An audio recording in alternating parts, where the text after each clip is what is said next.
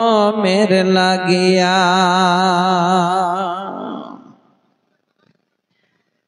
मानुष कोई जाए रे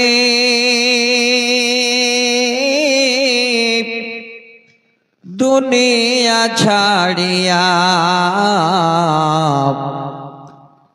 मस्जिद रोई पल के आईना दोला दे सजाया तारे जनमेर लागिया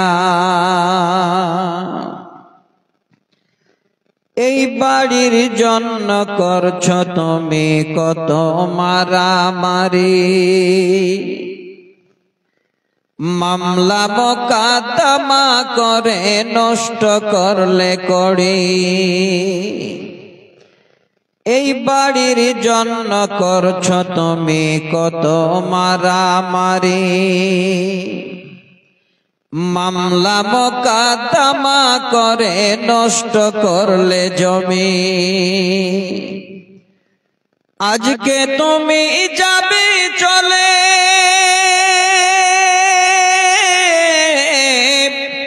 সব কিছু ছাড়িয়া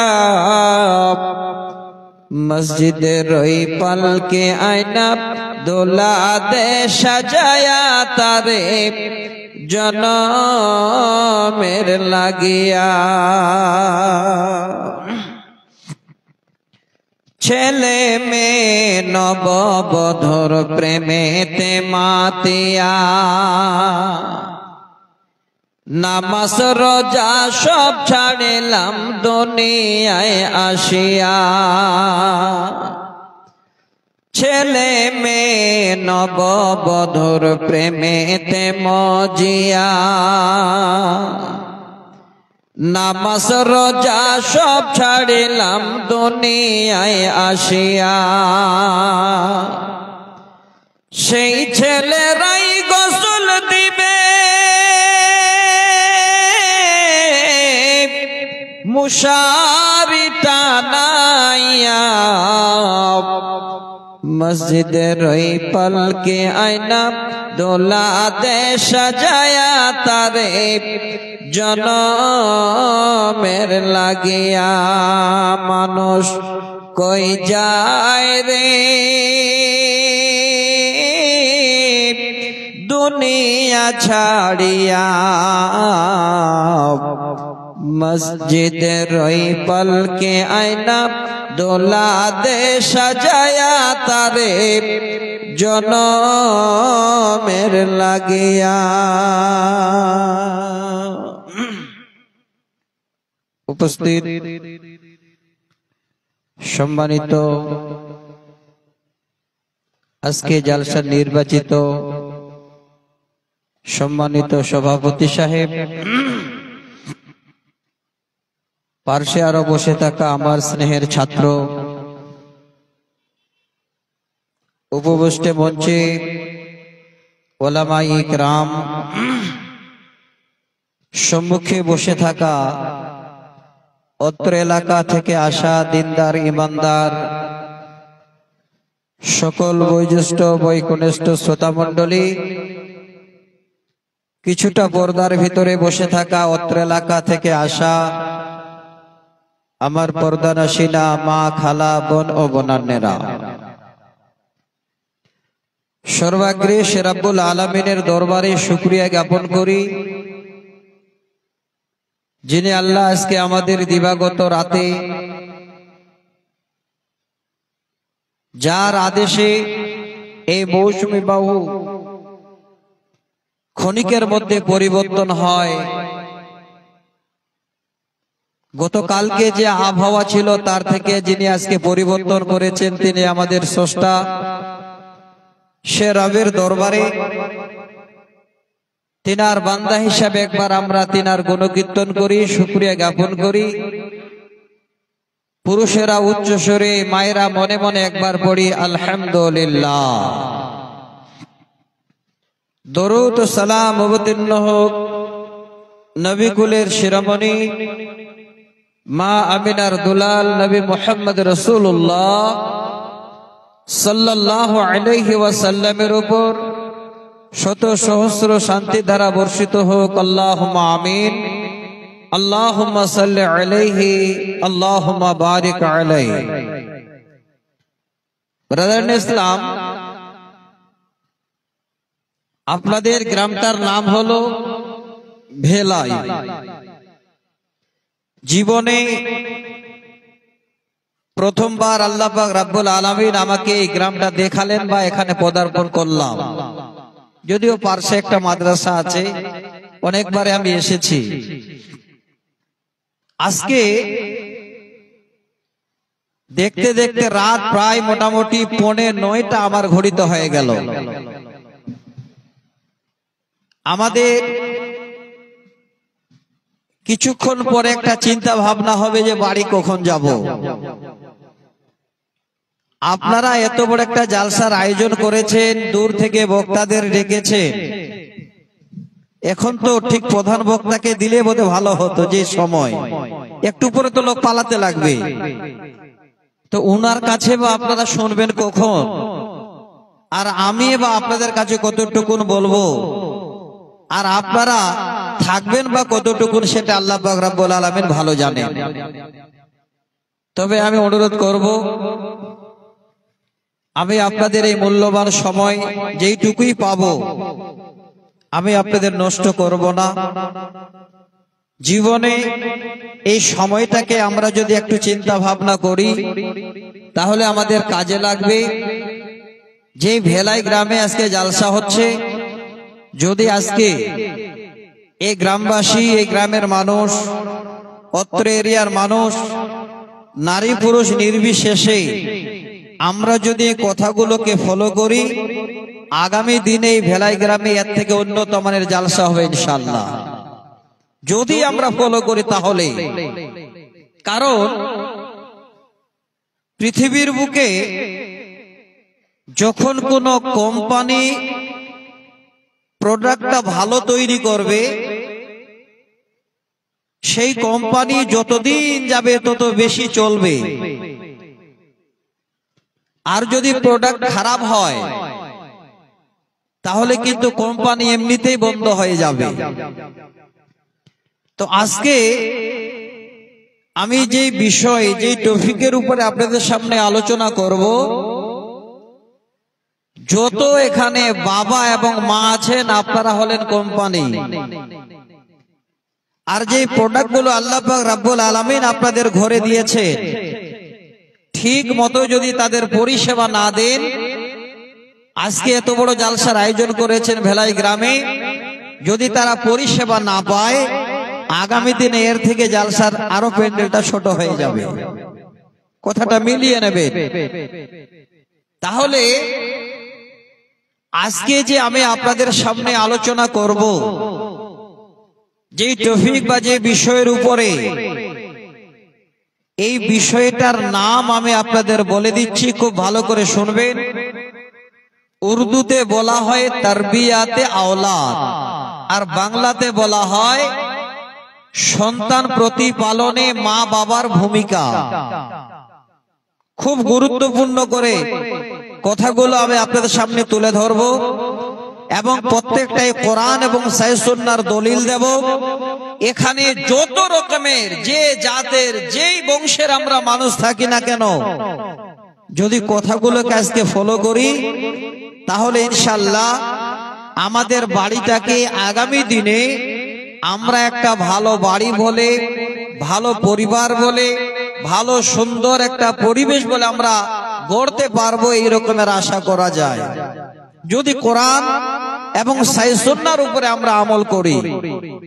তো দিনী বন্ধু, আমি খুব লম্বা করব না, দেখতে দেখতে সময় চলে যাচ্ছে। এই বিষয় বা এই টপিকটার উপরে কথা বলতে গিয়ে যে কোরআন এবং সহিহ সুন্নাহর উপরে আমি আপনাদের দলিল দেব, সেই দলিল হিসাবে প্রথমে সূরা তাহরিম নামে একটি সূরা আছে। তাহরিম শব্দের অর্থ, এই সূরা আল্লাহ কেন পাঠালেন, অনেক লম্বা ইতিহাস আছে, আমি তা বলতে যাই না। একটি মাত্র আয়াত আমি আপনাদের সামনে উল্লেখ করেছি, আয়াত নাম্বার 6। আপনাদের এই সময়টা অতিবাহিত হওয়ার পরে আমরা সবাই যখন আল্লাহ পাক রব্বুল আলামিনের কাছে হাজির হব, সেদিন আল্লাহ আমাদের 3 প্রকারের বদলা দেবেন, 3 প্রকারের আমাদের পুরস্কার করবেন, পুরস্কৃত করবেন। আমরা কি কাজ করলে, কোন সময় করলে সে পুরস্কার পাবো, তার জন্য আল্লাহর কোরআন সূরা আল বাকারা আয়াত নাম্বার 274 একটি মাত্র আয়াত আমি আপনাদের সামনে আরো পড়লাম। সহিহ বুখারী থেকে একদম এক লাইনের ছোট একটা হাদিস আমি উল্লেখ করেছি। হাদিসের রাবি হযরতে মুআক্কাল বিন ইয়াসার রাদিয়াল্লাহু তাআলা আনহু, হাদিস নাম্বার 7150।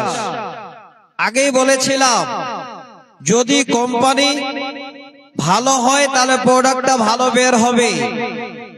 এবার কোম্পানি যদি প্রোডাক্ট বের করতে গিয়ে অনেক প্রোডাক্ট বের করে ফেলেছে, সেই প্রোডাক্টগুলো একটাও ভালো নয়, অচল, কোম্পানি এমনিতেই মরে যাবে, পচে যাবে। ঠিক এই কথাটাকে বুঝাবার জন্য সহিহ বুখারীর একটা হাদিস আমি আপনাদের সামনে উল্লেখ করেছি। যদি আপনারা পিতা হয়ে, আপনারা গার্জিয়ান হয়ে সন্তানদের ঠিকভাবে প্রতিপালন না করেন, শুরু থেকে শেষ পর্যন্ত দেখভাল না করেন, যদি অন্যায় করে আপনারা এই জীবন ত্যাগ করে চলে যান, আল্লাহ রাসূল বলছেন ইল্লা হারামাল্লাহু আলাইহিল জান্নাহ, ওই বাবার জন্য আল্লাহর জান্নাতটাও হারাম। খুব ভালো করে শুনবেন, আমি কেন আপনাদের এই তৌফিক বা এই বিষয়টাকে আজকে আপনাদের সামনে অনুধাবন করছি, কেন বলার জন্য এত আগ্রহের সহিত আমি আপনাদের কাছে কথাগুলো তুলে ধরছি।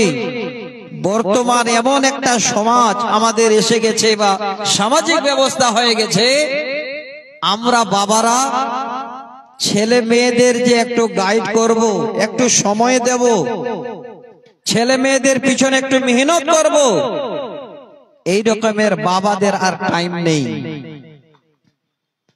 আর এই টাইম না দেওয়ার কারণে আজকে বাবাও দেখেন একদিকে ছিটকে পড়ে আছে, আর সন্তান বাবার থেকে আবার ডবল মানে একটা নেতাগিরি করে বা অন্যান্য জায়গায় কোন এক রকমের হাত বাড়িয়ে বাবার মুখটাকে ছাই করে, অচঙ্গার করে এই সমাজের বুকে বাবাকে ছোট করে বসিয়ে রেখেছে।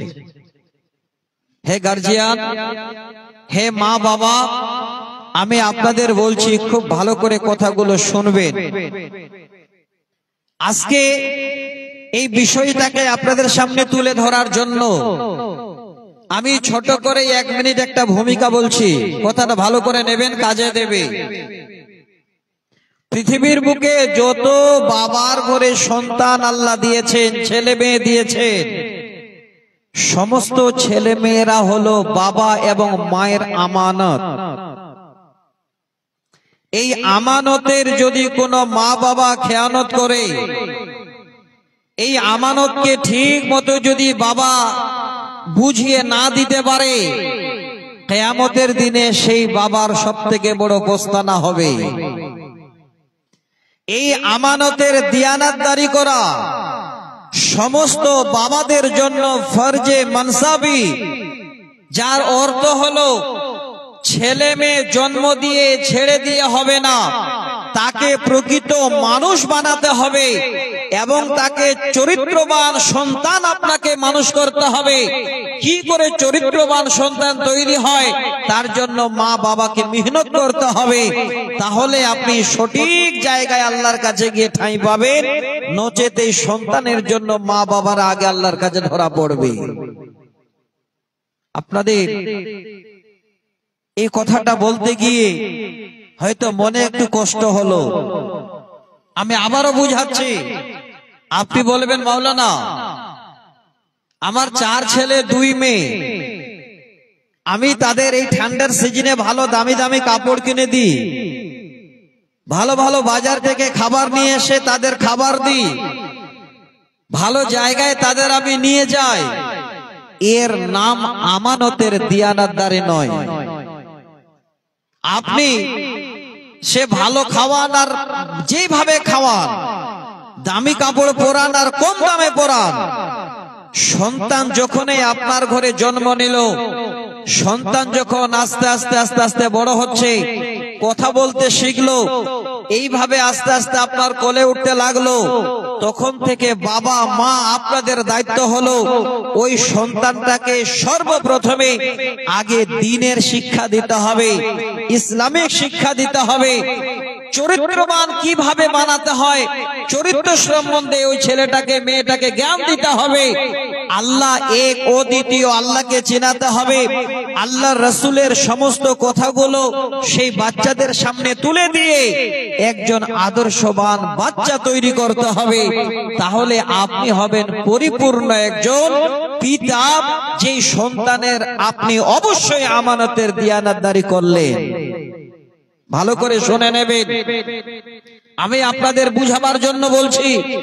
এই জায়গায় যেহেতু জীবনে কোনোদিন আমি আসিনি, আজকে এসেছি আপনাদের এমন কোরআন এবং সহিহ সুন্নাহর উপরে দু চারটা কথা বলার জন্য, যেন আজকে আমরা বাবারা সবাই আগে একটু সচেতন হই যে আমার বাড়িটাকে আমি কি করে আগে ঠিক করব, আমার ছেলে মেয়েদের কি করে আমি আগে ঠিক করব, আমার ছেলে মেয়েদের সর্বপ্রথমে কি করে আমি আগে এই দ্বীনের শিক্ষা দিয়ে সুন্দর করে তাকে ইসলামী তারবিয়াত দেব। এই রকমের যদি কোনো বাবা কোনো মা চিন্তা ভাবনা নেই, আল্লাহর কসম করে বলছি কিয়ামতের দিনে এই ছেলে মেয়েদের জন্য আল্লাহর জান্নাত যাওয়ার জন্য আপনার রাস্তাটা আল্লাহ খুলে দেবে।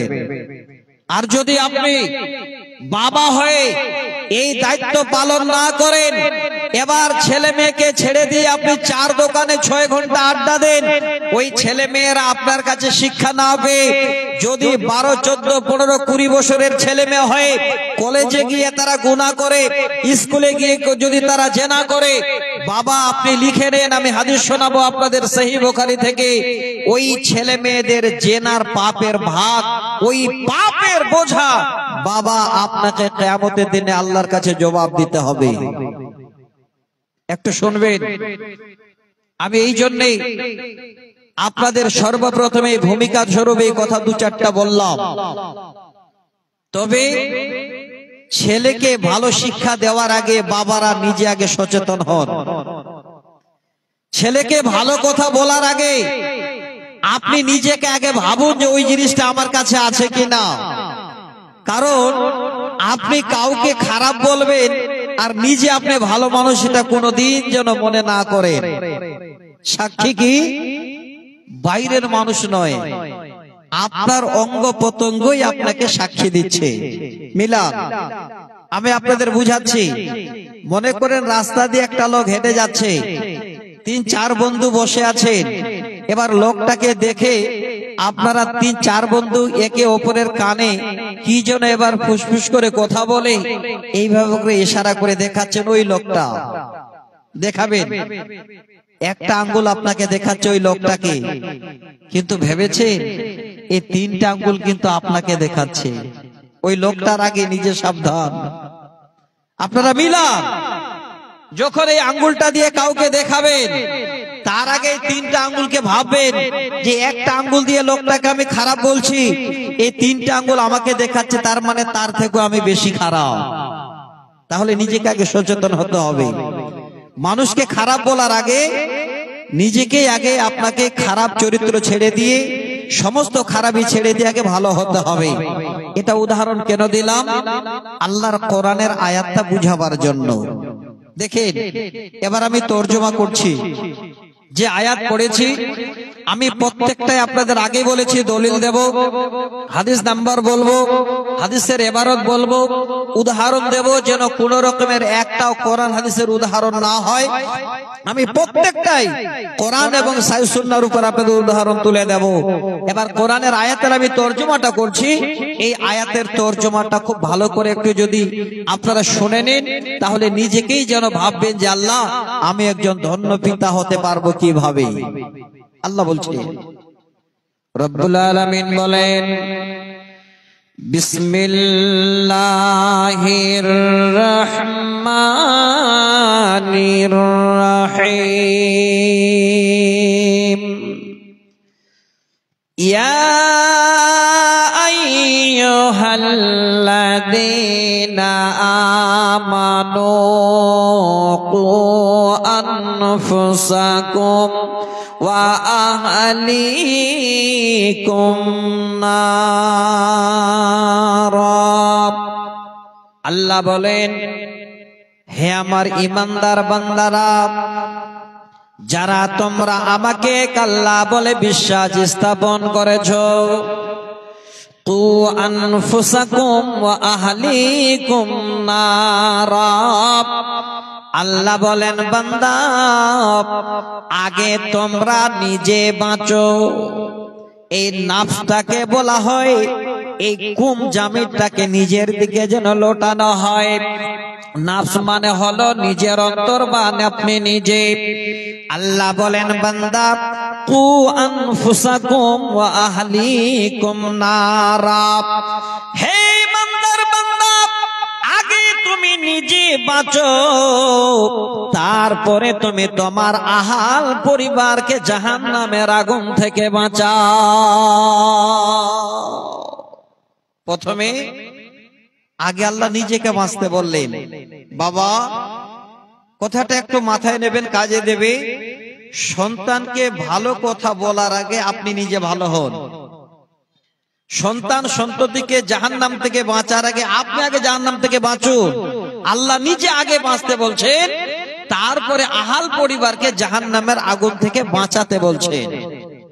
এবার আপনি যদি বেঁচে যান, আপনার সন্তান সন্ততিও যদি বেঁচে যায়, ইহকালে এবং পরকালে আপনার থেকে আল্লাহর কাছে আর ভালো বান্দা কেউ হবে না। খালি মিলাবেন হিসাব। আমি তো শুরু করলাম কেবল, আশা করি আপনারা অবশ্যই জানতে পারবেন। আমি সহজ করে কথাগুলো বলবো। এবার আল্লাহ এই জাহান্নাম থেকে নিজেকে বাঁচতে বললেন, আহাল পরিবার মানে ছেলে মেয়েদেরকে বাঁচাতে বললেন। কেন? আল্লাহ এখানে আরো বলছে, আবার ইঙ্গিত করছে। আল্লাহ বলেন, বান্দা, ওয়াকুতুহান নাস ওয়াল হিজারাত। আল্লাহ বলেন, বান্দারে, এই জন্য আমি তোমাকে এবং তোমার আহাল পরিবারকে জাহান্নামের আগুন থেকে বাঁচাতে বললাম। হে বান্দা, আমি আবার যেন ইঙ্গিত করে তোমাদের জানালাম, আমার কঠিন জাহান্নাম, ওই জাহান্নামের আমি জ্বালানি করব, ওই জাহান্নামের আমি ইন্ধন বানাবো এই দুনিয়ার মানুষ এবং পাথর দ্বারা। আল্লাহ আবার কি বলছে? আমার জাহান্নামকে আমি জ্বালাবো এই মানুষ আর পাথর দিয়ে। সে জাহান্নাম কঠিন। আমি সেই জাহান্নামের বর্ণনা দিচ্ছি না, খালি কোরআনের তর্জমাটা শোনাচ্ছি। আল্লাহ আরো বললেন, আলাইহা মালাইকাতুন গিলাদুন শিদাদুল লা ইয়াসুনাল্লাহা মা আমারাহুম। আল্লাহ বলেন, বান্দা, ওই কঠিন জাহান্নাম দেখভালের জন্য আমি আমার ফেরেশতাদের নিযুক্ত করেছি।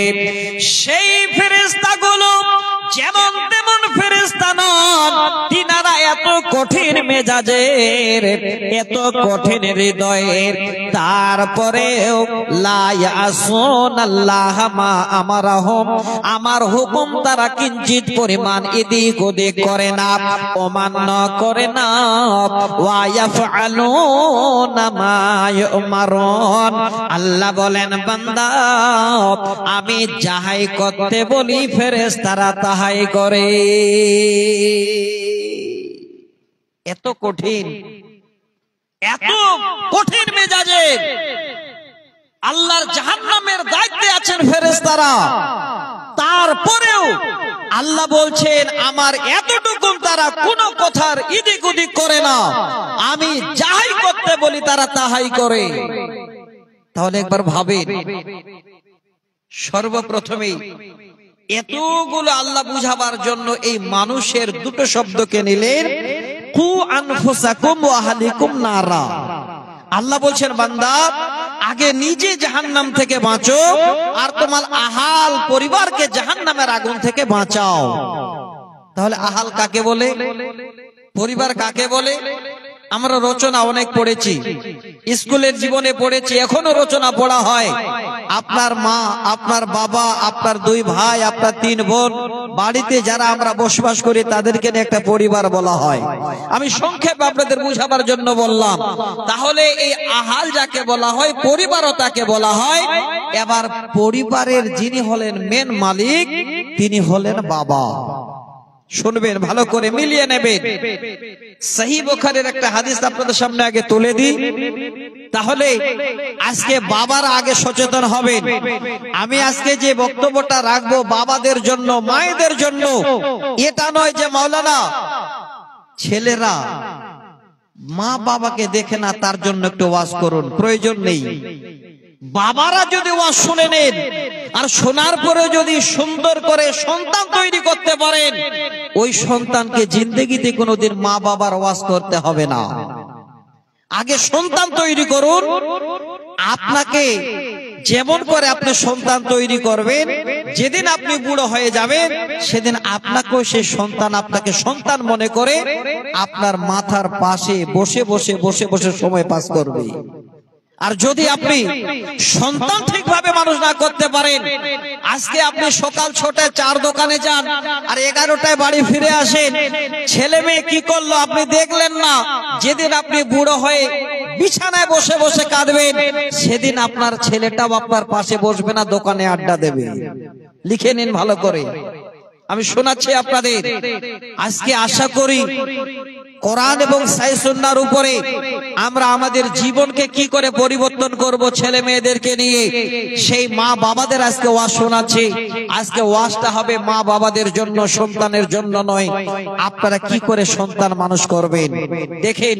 একটা সহিহ বুখারীর হাদিস, হাদিসের রাবি হযরতে আব্দুল্লাহ ইবনে উমর রাদিয়াল্লাহু তাআলা আনহু, হাদিস নাম্বার 893। এই হাদিসটাকে আপনাদের সামনে তুলে দিচ্ছি। তাহলে বাবারা নিজেরাই সচেতন হবেন। আর যদি সচেতন না হন, আল্লাহর কসম করে বলছি সেদিন আপনার থেকে আর লজ্জিত বাবা কেউ হবে না কিয়ামতের দিনে। নবী বলছেন, কুল্লুকুম রাইন ওয়া কুল্লুকুম মাসউলুন আন রাইয়াতিহি। এখানে আম ভাবে নবী প্রথমে শব্দটা বললেন, ওরে পৃথিবীর মানুষ, তোমরা সকলে হলে দায়িত্ববান, আর কিয়ামতের দিনে তোমাদের দায়িত্ব সম্বন্ধে আল্লাহ জিজ্ঞাসা করবে।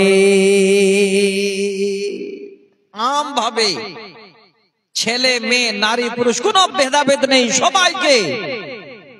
এবার পরে আল্লাহ রাসূল নাম ধরে ধরে বলছেন, কাদের?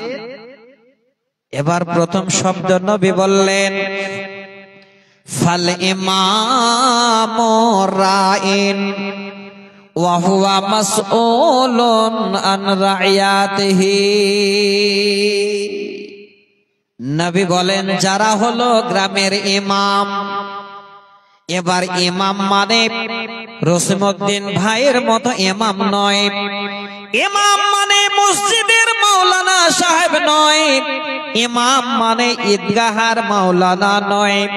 ইমামের মানে হলো যারা হলো ভেলাই গ্রামের দায়িত্ববান লোক, যারা হলেন ভেলাই গ্রামের মডেল টাইপের মানুষ, যারা হলেন এই ভেলাই গ্রামের বিচারক, যাদের দ্বারায় আপনাদের সামাজিক বিচার ফয়সালা হয়, যাদের দ্বারায় এই ভেলাই গ্রামের যেন বিচার সালিশ হয়, যাদের দ্বারায় গ্রামে এই গ্রামের মানুষেরা সবাই আপনার কাছে এসে দাঁড়ায়, যারা হলেন দায়িত্ববান, এই দায়িত্ববানদের আল্লাহ রাসূল ইমাম বললেন।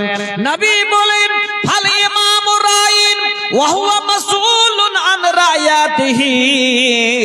যারা হলেন গ্রামের মডেল, যারা হলেন গ্রামের নেতা, যারা হলেন সমাজের দায়িত্ববান লোক, কিয়ামতের দিনে আল্লাহ সেই দায়িত্ববানদের জিজ্ঞাসা করবেন, হে বান্দা, আমি তোমাকে ভেলাই গ্রামের দায়িত্ব দায়িত্ব দিয়েছিলাম, কিভাবে তুমি তোমার গ্রাম পরিবার চালনা করেছিলে, কেমন করে তোমার গ্রামে তুমি ফয়সালা করেছিলে। হে বান্দা, আজকে তুমি আমার কাছে তোমার দায়িত্বের হিসাব দাও। ইমাম ধরা পড়বে, যারা গ্রামের দায়িত্ববান, যারা নেতা, যারা মোড়ল ধরা পড়বে। নাম্বার 2, যারা বাবা এখানে বসে আছেন ভালো করে শুনে রাখুন। ওয়ার রাজুল রাইন ফি আহলিহি, এই আহাল শব্দের মানে হলো পরিবার। আর আগে বলেছিলাম 4 ছেলে 2 মেয়ে, আপনার বিবিকে নিয়ে আপনার জন্য একটা পরিবার। এই রাজুলুল শব্দের মানে হলো বাবা, যারা বাড়ির দায়িত্ববান লোক। এবার দায়িত্ববান দেখা যাবে আমরা বাবারাই পড়ে যাব। আল্লাহ রাসূল বলছেন ওয়ার রাজুলু রাইন ওয়া হুয়া মাসউলুন আন রায়াতিহি, যারা হলো বাড়ির দায়িত্ববান, যারা হলো বাবা, 2 ছেলে 4 মেয়ের পিতা, আল্লাহ রাব্বুল আলামিন কিয়ামতের দিনে সেই বাবাকে যেন ধরে নেবেন আর বলবেন, ওরে বান্দা, আমি তোমাকে 4 ছেলে 2 মেয়ের মালিক বানিয়েছিলাম, তোমার বাড়ির আমি তোমাকে মালিক বানিয়ে দিয়েছিলাম। এবার বলো, তুমি তোমার বাড়ি তোমার ছেলে মেয়েদেরকে নিয়ে কিভাবে দুনিয়া করেছিলে। এবার তোমার ছেলে মেয়ে তোমার বাড়ির হিসাব আমাকে বুঝিয়ে দাও। ছেলে মেয়ে বাড়ির হিসাব দিতে হবে। ছেলে জন্ম দিয়ে ছেড়ে দিলেন, 8, 10, 15 বছর বয়স হলো আর ফ্রি ফায়ার খেলছে আর যেখানে যেখানে ফোন করছে, আপনি বাবা গুরুত্ব দিলেন না। ওই ছেলেটা যত গুনাহ করবে কিয়ামতের দিনে বাবা আপনাকে তার দায়ভার নিতে হবে। একদম সহিহ বুখারীর হাদিস। আগে আপনি সচেতন হন, ছেলে জন্ম দিয়েছেন, কি করে ছেলেটাকে আপনি আদর্শবান ছেলে বানাবেন, এই কথাটাই আজকে আমার বিষয় থাকবে। একটু ধৈর্য ধরবেন। এবার বাবা আপনি ধরা পড়ে গেলেন। মায়েরা মনে মনে ভাবছে, ভালোই হলো আমরা তো বেঁচে গেলাম, ধরা পড়বে তো স্বামীটাই পড়ুক নাকি। মা, উপায় নেই, স্বামীটার পরে পরে আপনারাও ধরা পড়বেন। এই ছেলে মেয়েদের জন্য কখন ধরা পড়বেন টাইমটা আমি বলে দিচ্ছি, খালি মিলাবেন।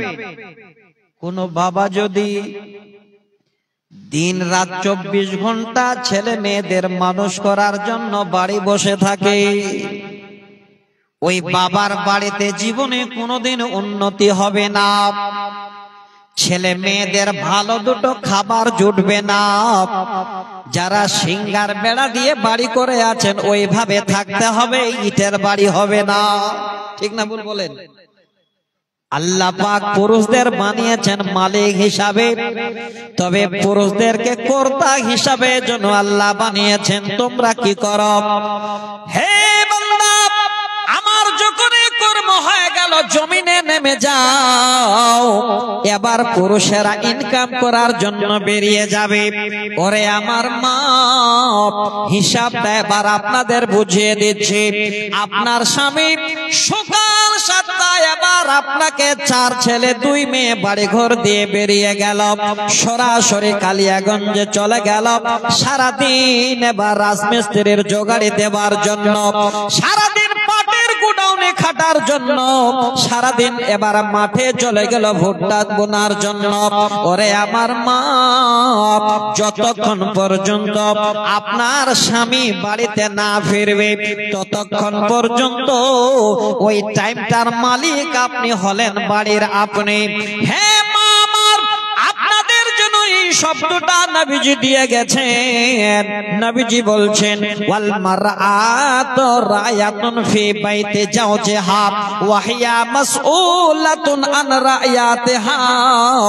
নবী বলেন কিয়ামতের দিনে ওই সমস্ত নারীদের, ওই সমস্ত মেয়েদের আল্লাহ জিজ্ঞাসা করবেন, হে বান্দি, আমি তোমাকে তোমার স্বামীর বাড়ির জন্য মালিক বানিয়ে দিয়েছিলাম যখন তোমার স্বামী বাড়িতে ছিল না।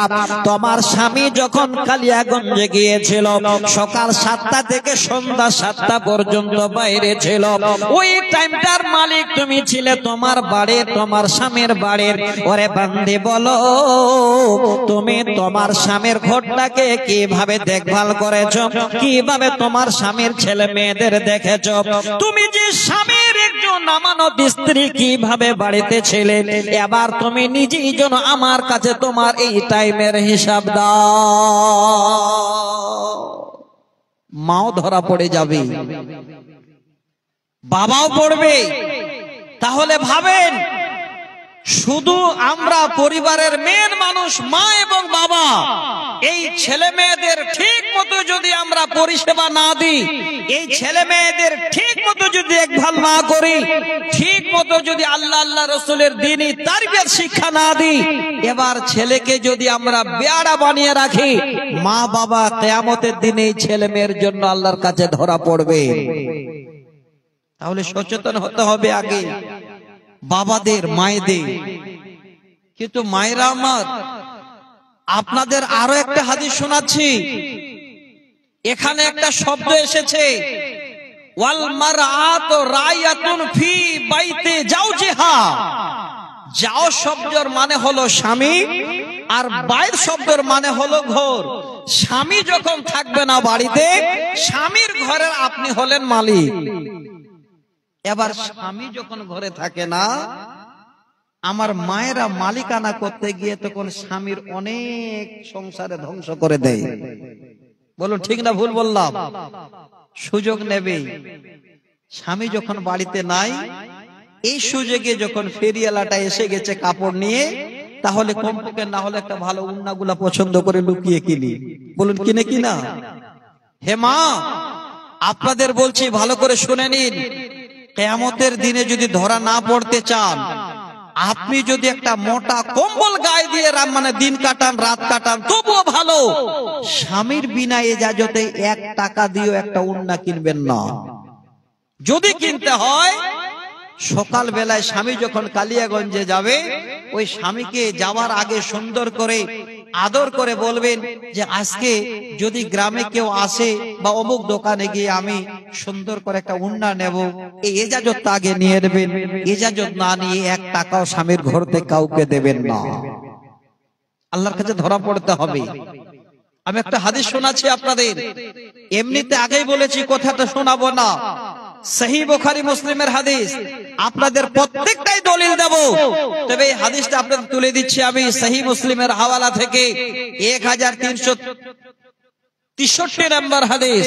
হাদিসের রাবি হযরতে উমামাতুল বাহিলি রাদিয়াল্লাহু তাআলা আনহু। এই হাদিসটা আমার মায়েদের জন্য, যেন স্বামীর ঘরে অন্যায় করে আল্লাহর কাছে মায়েরা ধরা না পড়ে। হুজ্জাতুল বিদায়, শেষ ভাষণে আল্লাহ রসুল আরফার ময়দানে এসে ভাষণ রেখে আর যেতে পারেননি, দুনিয়া ছেড়ে চলে গেছে। শেষ ভাষণে আল্লাহ রসুল কিছু কিছু আলোচনা করেছিলেন, তার মধ্যেই হাদিসটা আল্লাহ রসুল ইঙ্গিত করেছিলেন। মায়েরা আমার, হে ভেলাই গ্রামের অত্র এরিয়ার মায়েরা ভালো করে শুনে রাখেন, আমি হাদিসের ইবারতটা পড়ছি। নবীজি বলেন, লা তুনফিকিল মারআতু শাইয়ান মিন বাইতি জাওজিহা ইল্লা বিজাওজিহা। কিলা ইয়া রাসূলুল্লাহ ওয়ালা তাআমা ক্বালা যাকা আফজালু আমওয়ালিনা। আল্লাহর নবী হুজ্জাতুল বিদায় ভাষণ দিচ্ছেন আর বলছেন, হে পৃথিবীর নারীরা, লা তুনফিকিল মারআতু শাইয়ান মিন বাইতি জাওজিহা। হে পৃথিবীর মহিলারা, তোমার স্বামীর বিনা ইজাজতে তোমার স্বামীর ঘর থেকে কিঞ্চিত পরিমাণ কোন একটা সরিষার দানা পরিমাণ কাউরে দিও না। আমার মা কয়জন আমল করেন, হাদিসটা একবার ফলো করেন। আপনারা স্বামী খালে চোখের আড়াল হলেই দেখবেন স্বামীর ঘর থেকে কি করে ধ্বংস করা যায়, কি করে কাকে দিয়ে কি করা যায়। আমি এই ইশারা ইঙ্গিত করছি, অনেকগুলো কথার ভিতরে পাওয়া যাবে, আমি যাচ্ছি না, কারণ আমাকে সেই বিষয়টা নিয়ে আপনাদের অনেক কিছু কথা বলতে হবে। আমার মা শুনবেন একটু মন দিয়ে, আল্লাহ রাসূল বলছেন স্বামীর বিনা ইজাজতে একটা রাই দানা পরিমাণ যেন কেউ তোমরা কাউকে না দাও, ইল্লা বিজাওজিহা। এবার প্রশ্ন করেন নবী গো, স্বামী এবার ঘরে নাই, কিলা ইয়া রাসূলুল্লাহি ওয়ালা তাআমা। নবীজি এমন সময় হয়ে গেল স্বামী ঘরে নাই, আর কেউ এসে এবার আমাদের ঘরে খাবার চেয়ে বসলো, খানা চেয়ে বসলো, এবার আমরা তাহলে কি করব? নবীজি বলছেন ক্বালা যাকা আফজালু আমওয়ালিনা। হে আল্লাহর বান্দিরা, জেনে রাখো ভালো করে, ওই তোমার স্বামীর ঘরে যে একটু খানা তুমি কাউরে দিতে চাও, এই খানাটাও হলো তোমার স্বামীর মালের মধ্যে অতি উত্তম মাল, তোমার স্বামীর সম্পদের মধ্যে অতি উত্তম সম্পদ। যদি তুমি কাউরে খাবার দিতে চাও, আগে স্বামীর কাছে ইজাজত নাও। স্বামী যদি বাইরে গেছে তো আগে ফোনে একবার জিগিয়ে নাও, ফোন করে জেনে নাও, তারপরে তুমি খাবার দাও। এই হাদিস থেকে আবার যেন নবীজি বুঝিয়ে দিলেন, হে পৃথিবীর নারীরা, তোমার স্বামীর ঘর থেকে স্বামীর বিনা ইজাজতে কিঞ্চিত পরিমাণ তুমি কাউরে দিও না। ধরা পড়বেন কিয়ামতের দিনে। এই রকমের বিবি যদি ঘরে থাকে, আল্লাহ আপনার ঘরটাকে ফুল বাগান বানিয়ে দেবেন, সুখের ঘর বানিয়ে দেবেন। কিন্তু আজকে আমাদের মধ্যে এই রকমের ঘর খুব কম আছে। খালে সুযোগ খুঁজে আব্দুল্লাহর বাবা কখন কালিয়াগঞ্জে যাচ্ছে, গেলেই কাজটা হয়ে যাবে। আমার মা, হ্যাঁ বোন, আজকে আপনাদের অনুরোধ করছি, সন্তান প্রতিপালন করার জন্য মা বাবার কি কি ভূমিকা আছে আমি আপনাদের তুলে দিচ্ছি। অনেক বাবা আছেন এবার চার দোকানে গিয়ে ভাষণ দিচ্ছে, কি করব গো, আমার আর কিছু করার নেই, চারটা ছেলে দুটো মেয়ে দিয়েছে আল্লাহ, জন্ম দিয়ে ছেড়ে দিয়েছি, বাবা তোরা কি করে খাবি খা, আমার আর দেখার দরকার নাই। এটাই কর্ম ছিল? হে বাবা, আমি সহিহ বুখারীর হাদিস শোনাচ্ছি আপনাদের, এই বাবাদের শুনে রাখেন। যদি আপনার এতটুকু সন্দেহ হয়, মোবাইল আপনার কাছে আছে, আপনার সেই মোবাইলে গুগল অপশন আছে, এক্ষণে গিয়ে প্রশ্ন করুন। হাদিসের রাবি হযরতে মুআক্কাল বিন ইয়াসার রাদিয়াল্লাহু তাআলা আনহু, হাদিস নাম্বার 7150। আপনি এবারও যদি না পড়তে পারেন, বাংলায় যদি দেখতে চান, হাদিসটা আপনাকে দেখিয়ে দেবে এই মুহূর্তে। হে বাবা, আপনি সন্তান জন্ম দিয়ে, ছেলে হোক আর মেয়ে হোক, শুরু থেকে শেষ পর্যন্ত যদি দায়িত্ব বহন না করেন, আপনার এই দায়িত্ব ছেড়ে দিয়ে ছেলে মেয়ে যদি বেপরোয়া হয়ে যায়, বাবা আজকে আপনি লিখে নিন, আল্লাহর জান্নাত আপনার জন্য নয়। সহিহ বুখারীর হাদিস। নবী বলেন, মা মিন আবদিন ইয়াস্তারইহিল্লাহু রা'য়াতান ইয়ামুতু ইয়াওমা ইয়ামুতু হুয়া গাশুন লিরা'য়াতিহি ইল্লা হারামাল্লাহু আলাইহিল জান্নাহ। হে বাবা, আপনাদের হাদিসের তরজমাটা তুলে দিচ্ছি, শুনুন। নবীজি বলছেন, ওরে পৃথিবীর আমার উম্মত, আল্লাহ পাক যাদের তোমাদের একজন দায়িত্ববান বানিয়েছেন, সন্তান সন্ততির বাবা বানিয়েছেন, যদি তুমি সন্তান জন্মের পরে যদি নিগরানি না করো, দেখভাল না করো, সন্তানের যদি দায়িত্ব বহন না করো, ইয়াউমা ইয়ামুতু ওয়া হুয়া গাশুন লিরা'য়াতিহি।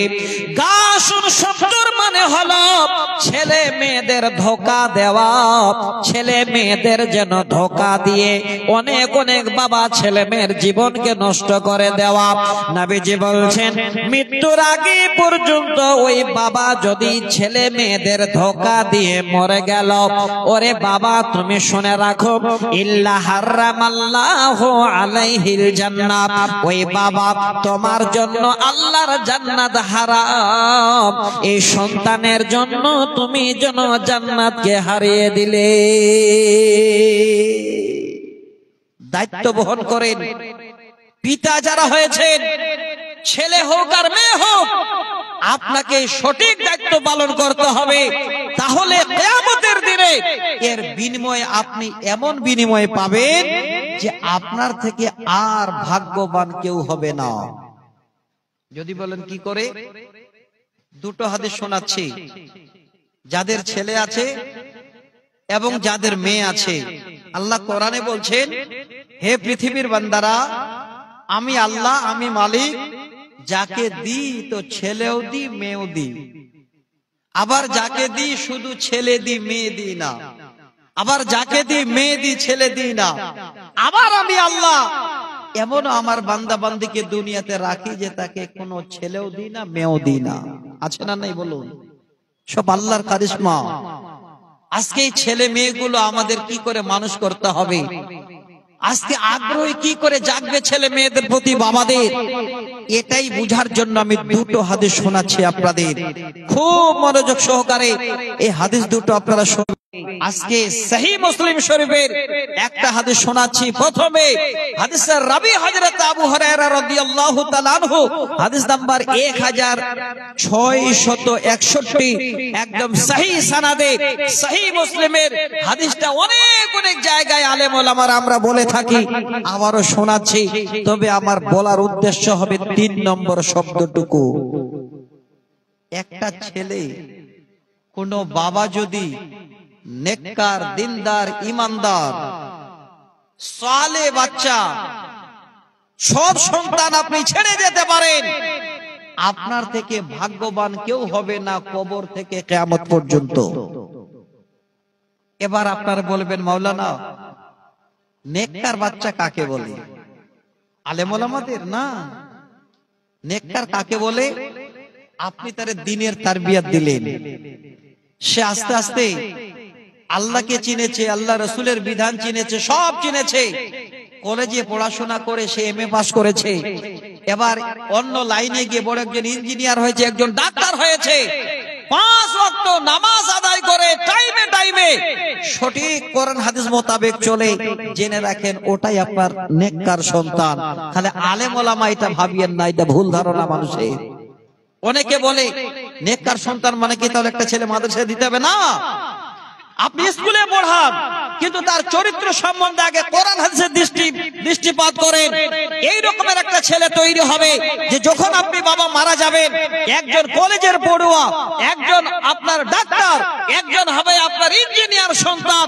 যখন আপনি মারা যাবেন, জানাজার জন্য কোনো আলেমকে বলবে না, নিজে দাঁড়িয়ে বলবে আমার বাবার জানাজা আমি পড়াবো। তৈরি করেন বাচ্চা এইভাবে। দেখেন এমন টাইম একটা চলে আসছে, এই রকমের সন্তান ঘরে ঘরে তৈরি হবে ইনশাআল্লাহ, যদি বাবারা আমরা একটু সচেতন হই। আমি উদাহরণটা দিচ্ছি আপনাদের। নেককার বাচ্চা যদি একজন আপনি মানুষ করতে পারেন, তাহলে আপনি এত বড় ভাগ্যবান, এত বড় ভাগ্যবান যে আপনার জিন্দেগিতে কোনোদিন নেকি আর বন্ধ হবে না। সহিহ হাদিস। নবীজি বলেন, ইজা মাতাল ইনসানু ইনকাতা আনহু আমালুহু ইল্লা মিন সালাসিন সাদকাতিন জারিয়াতিন আও ইলমিন ইনতাফাহু বিহি আও ওয়ালাদিন সালিহিন ইয়াদউ লাহু। অনেকবার হাদিসটা আমরা শুনেছি, আমি আপনাদের এতটুকুন পয়েন্ট দেবার জন্য যেন হাদিসটা বলছি। আল্লাহর নবী বলেন, পৃথিবীর বুকে মানুষ যখন মারা যায়, তার দুনিয়ার সমস্ত রকমের আমল বন্ধ হয়ে যায়। ইনকাতা শব্দের মানে হলো মুনকাতা হয়ে যাওয়া, ছিন্ন বিচ্ছিন্ন হয়ে যাওয়া, সঙ্গ ছেড়ে দেওয়া। তার মানে আপনি জীবিত আছেন, আপনি রাস্তায় যেতে যেতে যদি একটা ইট হাত দিয়ে বা পা দিয়ে হটিয়ে দেন, আপনার সাদকার যেন নেকি পেয়ে যাবেন। রাস্তা দিয়ে যাচ্ছেন, এই রকমের কোন একটা লোক যেন রাস্তা চিনতে পায় না, আপনাকে জিজ্ঞাসা করলো ভাই ভেলাই কোন গ্রামে যাব, আপনি রাস্তা বলে দিলেন, আপনার জন্য সাদকা হয়ে গেল। এটা জীবিত হালাতে। কিন্তু নবী বলেন যখন মানুষ মারা যায়, এই রকমের দুনিয়ার সমস্ত আমল তার জন্য বন্ধ হয়ে যায়। কিন্তু তিনটি এমন আমল আছে, এই তিনটি আমল কিয়ামতের পূর্ব পর্যন্ত বন্ধ হয় না। হে ভাগ্যবান, ঠান্ডার দিনে যারা বসে আছেন, যারা পিতা এখানে বসে আছেন, আপনারা কত বড় ভাগ্যবান। হাদিসটা আজকে নিয়ে যান উপহার স্বরূপ। এক নাম্বার হলো সাদকাতিন জারিয়াতিন, যারা জীবনে জীবন বেঁচে থাকতে আল্লাহ রাস্তায় সাদকায় জারি করেছে। সাদকার মানে হলো দান করা, আর জারিয়া শব্দের মানে এখনো আমরা অনেক ভাইরা জানি না জারি মানে কি। জারি উদাহরণটা দিয়ে আপনাদের, গঙ্গা নদী আমাদের পশ্চিম বাংলার একটা বড় নদী। গঙ্গা নদীর স্রোত যেন কোনোদিন বন্ধ হতে দেখতে পাওয়া যায় না। যদিও কোনো জায়গা শুকিয়ে যায়, এতটুকু নালী থাকলে তারপরও পানির স্রোত চলতেই থাকে। জারি শব্দের অর্থ হলো জীবনে এমন একটা আমল করেছেন যে আমলের নেকি আপনার কোনোদিন বন্ধ হবে না কিয়ামত হওয়া আগে পর্যন্ত।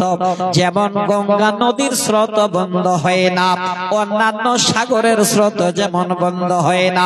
নবী বলছেন এক নম্বরে সাদকায়ে জারিয়া, যারা আল্লাহ রাস্তায় সাদকা করলো, হাত বাড়িয়ে দিল, সে মরে যাবার পরেও এর নেকি কবরে পাবে। এই নেকি যেন কিয়ামতের আগে পর্যন্ত বন্ধ হবে না। জারিয়ার অনেক ভাগ আছে। সাপোজ একটা উদাহরণ দিচ্ছি, এই যে সুন্দর রাস্তাটা গেছে, রাস্তার ধারে একটা আপনি গাছ লাগিয়ে দিলেন, পানি দিচ্ছেন, গাছ বড় হলো, ঠিক চারিদিকে পাতা দিয়ে গাছ ঢাকিয়ে নিল, আপনি হঠাৎ মরে গেলেন, কবরে চলে গেলেন, আপনার সমস্ত হাড় মাংসগুলো মাটিতে খেয়ে নেবে। গাছ দাঁড়িয়ে আছে, পথিকেরা রাস্তায় যাবে, এবার গরমের দিনে কেউ এসে গাছের ছায়া নেবে, যেমনই গাছের ছায়া নেবে আপনি নেকি পেতেই থাকবেন, বন্ধ হবে না। রাস্তার ধারে একটা টিউবওয়েল গেলে দিলেন, আপনি মরে গেলেন, যত পথিক যাচ্ছে তৃষ্ণার জ্বালায় এবার টিউবওয়েলে এসে পানি পান করছে, এর বিনিময়ে আপনার কিয়ামতের কবরে যেতেই থাকবে, বন্ধ হবে না। আজকে এই ভেলাই গ্রামের মসজিদের জালসা, আপনি চারিদিক থেকে ছুটে এসেছেন, জানেন যে পৃথিবীর সবথেকে অতি উত্তম জায়গা হলো মসজিদ। আপনি মসজিদে 200, 400, 500, 1000 টাকা দিয়ে চলে গেলেন, আপনার কমেও যাবে না, আর কিয়ামতের পূর্ব পর্যন্ত নেকি আপনার বন্ধ হবে না। আপনি মরে যাবেন তো কবরে এর বিনিময় পেতেই থাকবেন। এইটাই হলো প্রথম নম্বরের একটা আমল। আমার উদ্দেশ্য বলা এটার নয়, আমি 3 নম্বর শব্দটা আপনাদের শোনাবো, একটু ধৈর্য ধরবেন। আশা করি আজকে আপনারা কোরআন হাদিস শুনতে এসেছেন, আমি অন্য কিছু শোনাবো না। আমি এতক্ষণ শোনালে 2, 4, 5টা নিজের তৈরি করা কবিতা শুনিয়ে দিতাম, কিন্তু পরিবেশটা ছোট হলেও ভালো লাগছে আমাকে যে আপনারা কথাগুলো শুনছেন, প্রয়োজন আছে আমাদের। এবার 2 নম্বর আমল, নবীজি বলছেন এই রকমের একজন ছেলে যে জ্ঞান অর্জন করলো, আও ইলমিন ইনতাফাহু বিহি, যে জ্ঞানের মাধ্যমে মানুষ যেন উপকৃত হয়। কি দিয়ে উদাহরণ দেব? এই যে মাওলানা রসিমউদ্দিন সাহেব বসে আছেন, আমাদের গ্রামে পড়তেন, ওনার ওস্তাদ জিনারা পড়িয়েছেন। এবার রসিমউদ্দিন আপনাদের গ্রামে নাকি পড়াচ্ছেন। এবার তার ছাত্ররা আরো কাউকে পড়াবে। এই জারিয়া কিয়ামতের আগে পর্যন্ত বন্ধ হবে না। 2 নাম্বার গেল। আমার যেটা বলার উদ্দেশ্য সেটা হলো 3 নাম্বার। হে বাবা, হে মা, আজকে যারা 2, 4, 5 জন ছেলে মেয়ের পিতা, শব্দটা ভালো করে নিন। আপনি কেমন সন্তানের প্রতিপালন করবেন, আপনার দায়িত্ব কি? নবী বলছেন, আও ওয়ালাদিন সালিহিন ইয়াদউ লাহু। কোন বাবা যদি একজন নেককার ছেলে কিংবা মেয়ে দুনিয়ায় ছেড়ে চলে গেল, হ্যাঁ বাবা, যদি এই রকমের একটা সুসন্তান নেককার সন্তান ছেড়ে যদি মরে যান, ছেলেটা যখন আপনাকে স্মরণ করে আল্লাহকে বলবে, রব্বির হামহুমা কামা রব্বায়ানি সগীরা। বাবারে, আপনার জীবন যেন ধন্য হয়ে যাবে। এই ছেলের দোয়া যেন বাবা আপনি কবরে তার বিনিময়ে পাবেন। আল্লাহ নবী বলছেন, কিয়ামতের পূর্ব পর্যন্ত সেই নেকি যেন বন্ধ হবে না।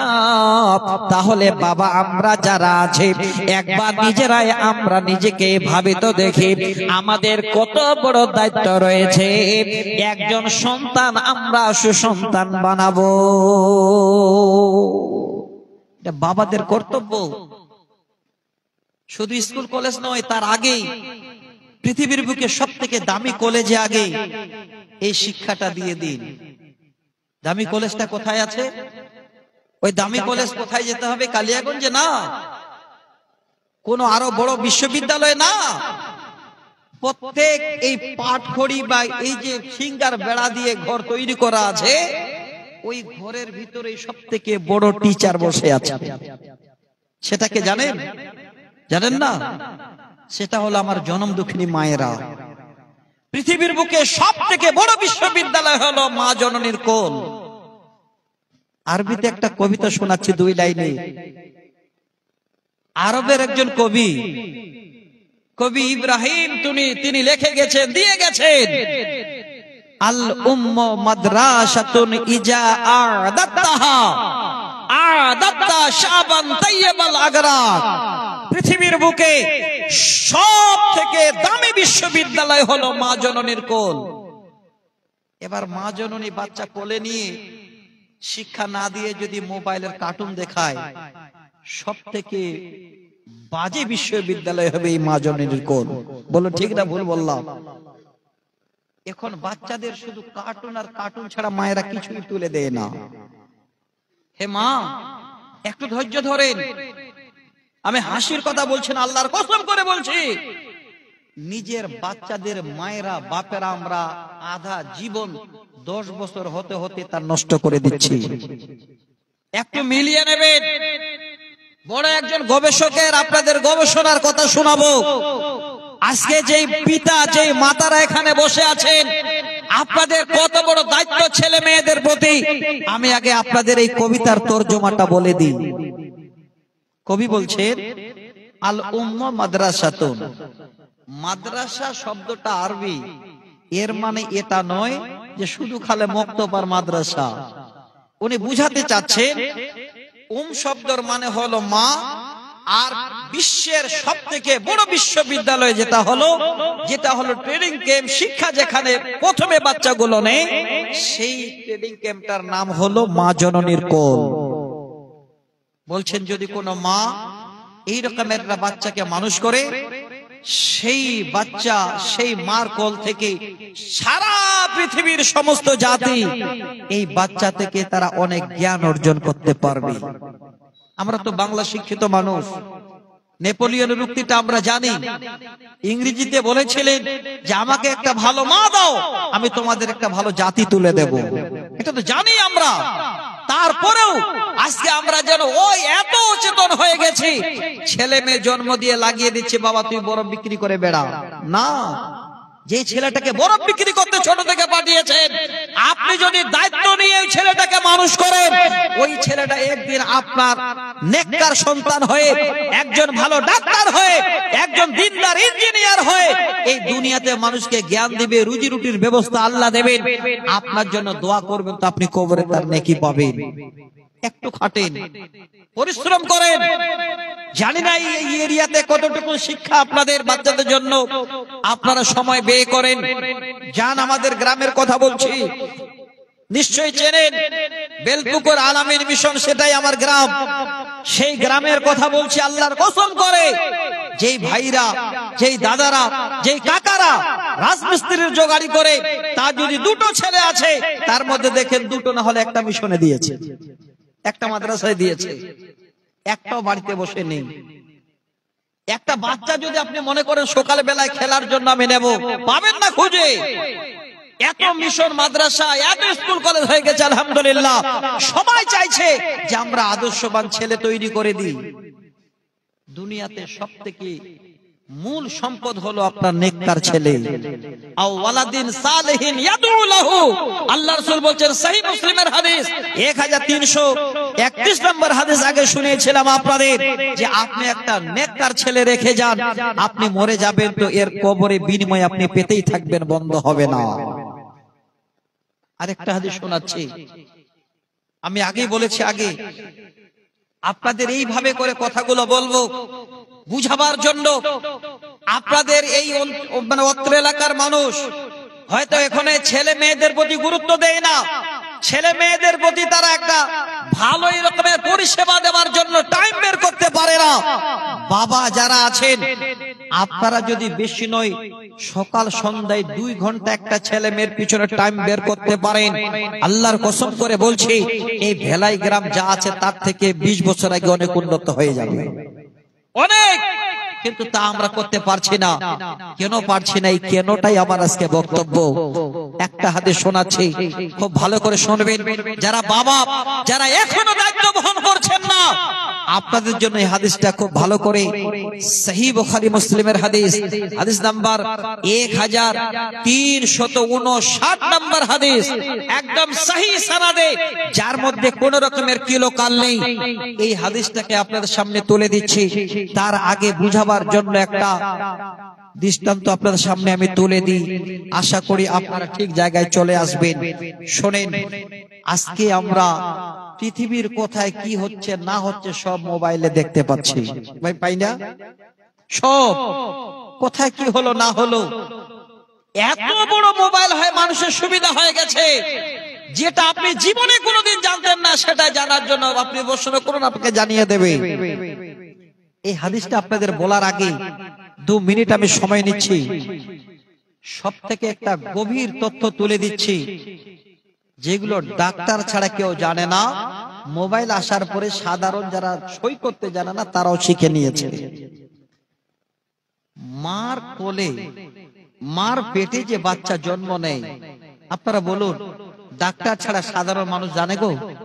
কিভাবে জন্ম নিল, সেই বাচ্চাটা কিভাবে আসলো, কেউ জানে না।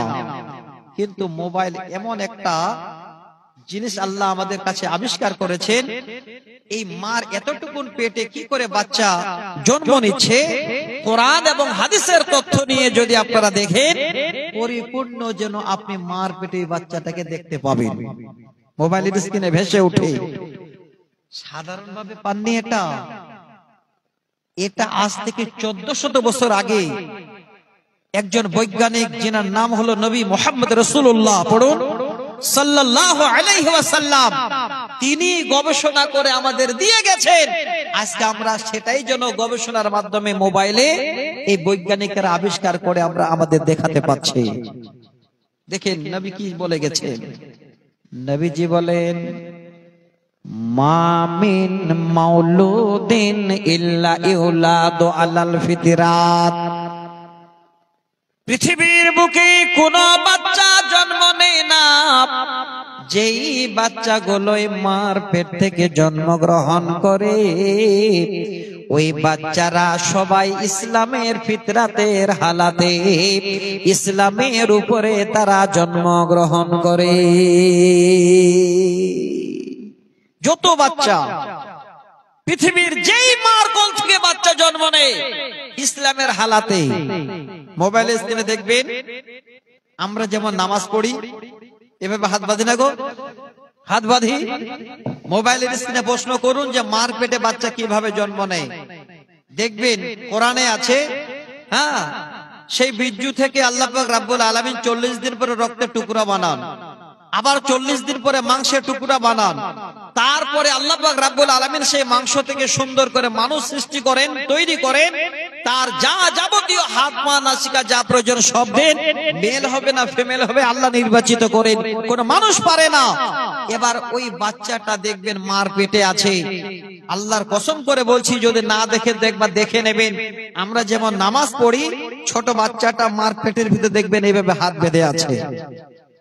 আর আমরা যখন সিজদা করে বসি ঠিক হাঁটুটা এইভাবে আঁটো করে, ওই বাচ্চাটা মার পেটের ভিতরে হাঁটুটা এইভাবে কেন আঁটো করে নিয়ে আছে। এতটুকুন জায়গা আল্লাহ রাসূল বলছেন, মা মিন মাউলুদিন ইল্লা ইউলাদু আলাল ফিতরাত, কোন করে না যদি জন্মগ্রহণ করে তো ইসলামের হালাতে জন্মগ্রহণ করে। কিন্তু বাচ্চাদের নসিব খারাপ করে দেয় বাবারা। যারা বাবা যারা মা শুনেন ভালো করে, নবী বলেন ফাআবাহু ইউহাব্বিতানিহি ওয়া ইউনাসসিরানিহি ওয়া ইউমাজ্জিসানিহি। বাবা যদি ইহুদি কালচারার হয় তাহলে বাবাকে ফলো করে বাচ্চাটা ইহুদি হয়ে যায়। বাবা যদি নাসরানি কালচারের হয় তাহলে বাবাকে ফলো করে বাচ্চাটা নাসরানি হয়ে যায়। বাবা যদি অগ্নি পূজক হয় ওই বাবাকে ফলো করে বাচ্চাটা অগ্নি পূজক হয়ে যায়। বাবা এবার মিলান, আপনি যদি বেনামাজি বাবা হন আপনাকে ফলো করে আপনার বাচ্চাটাও যেন বেনামাজি হয়ে যায়। হে বাবা, আপনি যদি সুদখোর হন একদিন আপনাকে ফলো করে আপনার সন্তান সুদখোর হয়ে যাবে। আপনি যদি এবার বাচ্চার সামনে খৈনি ডলেন, বাচ্চাকে যদি খৈনি আনতে বলেন, একদিন আপনার বাচ্চাটাও আপনার মতো করে খৈনিতে হাত ভরিয়ে দেবে। ঠিক কিনা বলেন? তাহলে বাবা একটু আপনারা সচেতন হন, চিন্তা করেন যে আজকে কত বড় দায়িত্ব আজকে বাবাদের। আমি অনুরোধ করছি আপনাদের একটু ধৈর্য ধরবেন। এবার মায়েদের একটা হাদিস শোনাবো, তবে 10 মিনিট পরে ছোট্ট একটা কথা খালি আপনাদের বলে যাচ্ছি। এই রাত্রি বেলায় আমি জানি বেশিরভাগ ভাইরা আপনারা এসেছেন যে সাহেব মমতাজুর সাহেব কখন আসবেন, তাই না ভাই? হ্যাঁ, উনি চলে আসবেন, অসুবিধা নেই, টাইম হয়ে গেছে ওনার আসার মতো সময় কাছে গেছে।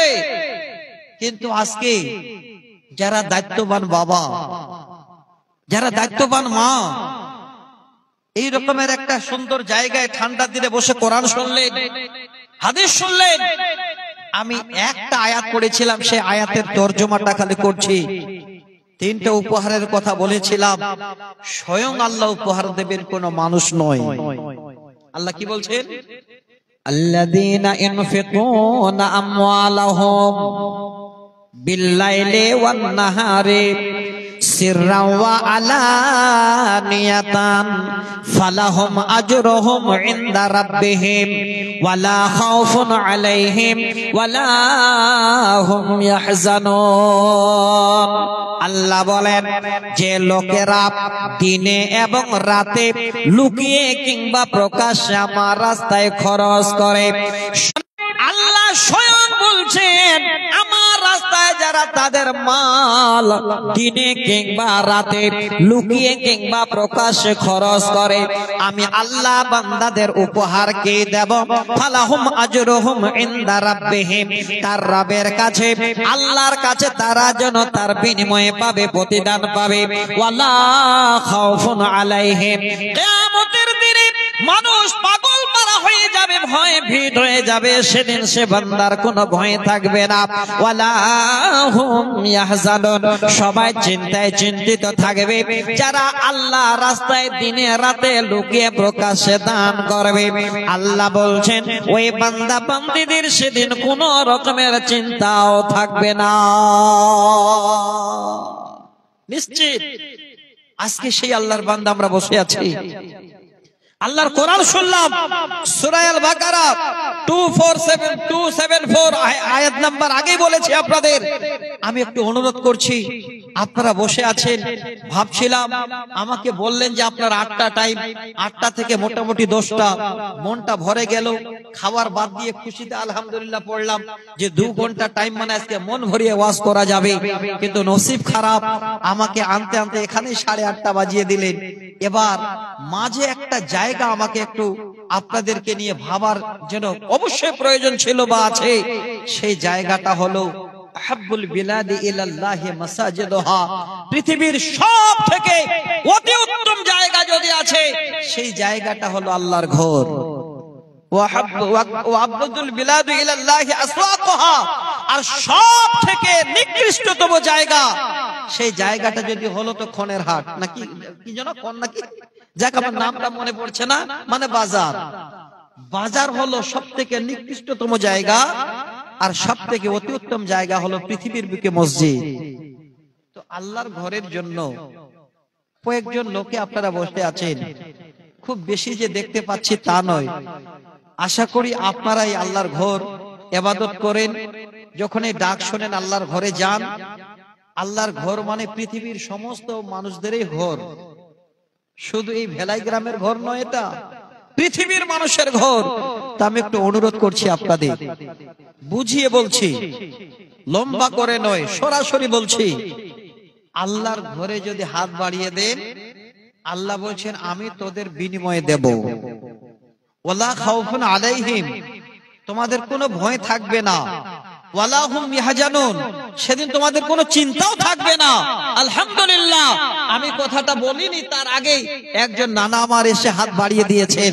তো ভাই, আমার বাপ, সকলের কাছে আমার আবেদন, গ্রামটুকু হলো এতটুকু। আমি নিজেই অবাক, এই গ্রামটা দেখে আমি প্রশ্ন করলাম যে আপনারা যে গ্রামে এত বড় জালসা করেছেন, এই বাহির থেকে বড় বড় আলেম ওলামাদের ডেকে, এত ছোট গ্রাম কি করে সাহস কুলিয়েছেন? আমি নিজেই বললাম, প্রশ্ন করলাম, আর তাই দেখতে পাচ্ছি। তো ভাই, বাপ আমার, আমি অনুরোধ করছি আপনাদের, যারা আল্লাহর ঘরকে ভালোবাসেন, যারা আল্লাহর কোরআনকে ভালোবাসেন, আজকে যারা সচেতন পিতা আছেন যে আল্লাহ জীবনে অনেক ভুল করেছি, আল্লাহ একটু হাত বাড়িয়ে দিয়ে তোমার কাছে ক্ষমা চাইবো, আল্লাহ এর বিনিময়ে তুমি পরকালে দেবে, আল্লাহ এর বিনিময়ে তুমি আমার সুখের সন্তান দেবে, আল্লাহ তুমি এর বিনিময়ে সুখের একটা পরিবারকে আল্লাহ তুমি আমাকে মালিক করে রাখবে, এই আশা নিয়ে পৃথিবীর সব থেকে ভালো জায়গা আল্লাহর ঘরের জন্য কেউ 2000, 5000, 1000 করে, 500, 200 করে যারা দিতে পারবেন, আমার হাতে 5, 7, 10 মিনিটের মধ্যে আমি আপনাদের কি করে ছেলে মেয়েদেরকে আদর্শবান বানা যায় তার পদ্ধতিটা বলে দেব আল্লাহর কোরআন থেকে 5টি আয়াতের মাধ্যমে। আলহামদুলিল্লাহ, আরেকজন ভাই আমার আরো 500 দিয়ে গেলেন। তো ভাই, উর্দে 5000, 2000, 1000, 500, যার যেমন জুটবে, আপনারা ছোট জায়গা অল্প মানুষের মধ্যে এসে একটু আবার জায়গাটাতে গিয়ে বসে যাবেন। এটা নয় যে গরম জায়গাটা আবার ঠান্ডা হয়ে যাবে, কিয়ামতের দিনে এই জায়গাটা আল্লাহ আরো গরম করে দেবেন আপনাদের। একটু আসেন ভাই আল্লাহর ওয়াস্তে তাড়াতাড়ি। আলহামদুলিল্লাহ, দেখেন আরেকজন বাপ যারা আমার আরো 500 টাকা দিলেন।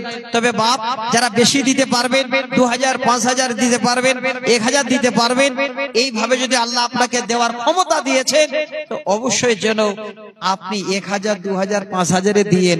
আমি তো আপনাদের চিনি না, নতুন মানুষ এসেছে আপনাদের কাছে, একটু আমি মুসাফির হালাতে প্রাণ খুলে আপনাদের জন্য দোয়া করব। কোন আল্লাহর বান্দা আছে যে আমার হাতে আপনারা একটা করে 1000 টাকা প্রথমে আগে 10 জন দেবেন, 1000 তাড়াতাড়ি। আলহামদুলিল্লাহ, এই যে দেখেন আপনাদের মসজিদের ইমাম এইখানে মাদ্রাসা করেন, 3 ব্যাগ সিমেন্ট দিয়েছেন। আল্লাহ তুমি দারকে কবুল করো, আল্লাহ রসুলুদ্দিন ভাইকে তুমি ঈমান এবং আমলের শহীদ রাখো, আল্লাহুম্মা আমিন। আচ্ছা ভাই, একটা করে 1000 টাকা 10 জনের কাছে আমি আবেদন করছি, একটা করে 1000 টাকা কে কে আপনারা দিতে পারবেন? যারা 5000, 10000 দেবেন হয়তো পরে দেবেন, প্রধান বক্তার হাতেও দিতে পারেন, আমার হাতেও দিতে পারেন। আমি 1000 করে চাইলাম। আলহামদুলিল্লাহ, আরেকজন ভাইজান 500 টাকা। আচ্ছা, আর কে দেবেন ভাই? আছেন এই গ্রামের মানুষ, অত এরিয়ার মানুষ, যে আজকে এত বড় একটা জালসার আয়োজন যখন করেছেন, আল্লাহ আমরা একটু শরীক হই, আল্লাহ তোমার ঘরের জন্য আমরা হাত বাড়িয়ে দিই, 1000, 500, 2000 করে আপনারা কেউ দেবেন? দেরি করবেন না, খুব তাড়াতাড়ি করেন, সময়টাকে বাঁচান। 10টা বাজলেই হয়তো আপনারা প্রধান বক্তাকে পেয়ে যাবেন, আপনাদের শুনতে ভালো লাগবে। এবার যদি সময়টা নষ্ট করে দেন তাহলে বেশি রাত হলে আপনাদেরও কষ্ট হবে আর সবারই কষ্ট হবে। বেশি রাত যেন আর ধরে লোকে শুনতেও চায় না, আসে আস্তে আস্তে 9টা বাজায় আর 12টার আগে যাবার জন্য ছটফট করে। তো আমি অনুরোধ করছি যে যেখানে আছেন 500 1000 করে, 10 জনকে 1000 করে চাইলাম। 1000 টাকা দিতে পারবেন এরকম কাউকে পাওয়া গেল না, একজনও নয় এখানে আল্লাহর কোন বান্দা 1000 টাকা দিতে পারবেন না। দেখেন, আমি আজকে আপনাকে সুসংবাদ জানাচ্ছি, যদি আপনি হাত বাড়িয়ে দেন 1000 টাকা দিয়ে, আপনার জন্য দোয়া করবে স্বয়ং আল্লাহর ফেরেশতা। আলহামদুলিল্লাহ, এই যে দেখেন দাদু আমার 1000 টাকায় নিয়ে এসেছেন আল্লাহর ওয়াস্তে। আরেকজন ভাই 10 টাকা দিয়েছেন, দেখছেন কত ভালোবাসেন আল্লাহর ঘরকে।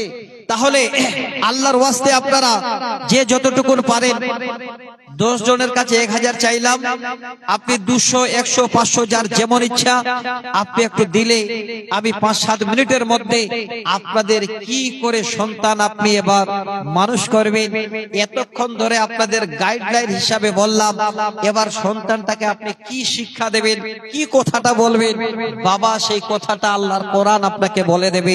আমি বলবো না, আল্লাহর কোরআনের আয়াত শোনাবো, 5টি আয়াত। এই 5টি আয়াতের মধ্যে সারা জীবনের শিক্ষা আপনি পেয়ে যাবেন। আপনার সন্তানকে আপনি কি বলবেন, দেন তাড়াতাড়ি করেন, দেখি আল্লাহর ওয়াস্তে কে আছেন। আচ্ছা, অন্য কেউ নেই এখানে কমিটির লোক আজকে? যাক আলহামদুলিল্লাহ, একজন খালা আমার, উনি 500 টাকা, কত ভালোবাসেন আল্লাহর ঘরকে, এই রাত্রিবেলা এসে দিয়ে গেলেন। মা বোন, আপনাদের মধ্যে 500 1000 টাকা দেওয়ার মতো কেউ নেই? ও আচ্ছা আচ্ছা, আলহামদুলিল্লাহ। স্বামী নেই শুনলাম, বেঁচে স্বামী দুনিয়া ছেড়ে চলে গেছেন, 500 টাকা। আল্লাহ তুমি দারকে কবুল করো রব্বুল আলামিন।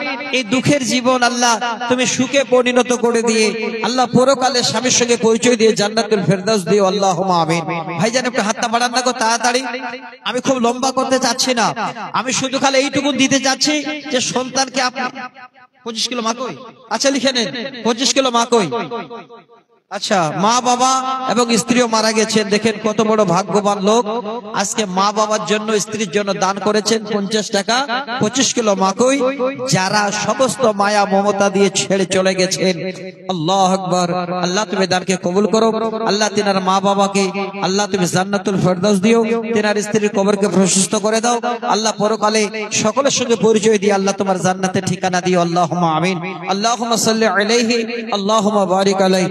ভাই আর কে কে আছেন একটু হাত বাড়ান না, তাড়াতাড়ি করেন, দেরি করছেন যে আপনারা। খুব বেশি আপনাদের টাইম আমি নেব না, আমি শুধু 5-10 মিনিট আপনাদের বলেছি। যদি 100 200 500 1000 করে দিয়ে দেন আলহামদুলিল্লাহ, তাতে আমি খুশি আপনাদের কাছে। যদি মনে করেন মাকই দেব, কেউ যদি মনে করেন ধান দেব, তাও হবে। মা বোন, আপনারা কি এই দেশের এই অঞ্চলের এই গ্রামের মায়েরা লক্ষ্মী ভান্ডার কেউ পান না? হ্যাঁ, আগে তো 500 পাচ্ছিলেন, এখন 1000 হলো, আবারও পাবেন। যদি পারেন তো একটু দেন, তাহলে গজলটা আমি শোনাবো আপনাদের, আমি অবশ্যই শোনাবো। একটু হাতটা বাড়ান, চট করে 500 করে টাকা আমার মায়েদের কাছে আমি আবেদন করছি। আমার মায়েরা তো দান বেশি করেন। মা জননী, একটা হাদিস আপনাদের সামনে ছোট করে বলি, সহিহ বুখারী মুসলিমের হাদিস, হাদিস নাম্বার 8086 886। আলহামদুলিল্লাহ। আর একজন ভাই আমার দিলেন 500 টাকা। আল্লাহ রাসূল বলছেন, ইত্তালাআতু ফিল জান্নাতে, আমি যেদিন জান্নাত দেখলাম, ফারাইতু আকসারা আহলিহাল ফুকারা, সেদিন দেখলাম আল্লাহর জান্নাতে শুধু গরিবেরা যাচ্ছে। তারপরে ইত্তালাআতু ফিন্নার, আমি জাহান্নাম দেখার জন্য জাহান্নামে যখন একটু টুকি মারলাম, ওই সময় দেখছি ফারাইতু আকসারা আহলিহান নিসা, শুধু মহিলারা আর মহিলারা জাহান্নামে দলে দলে যাচ্ছে।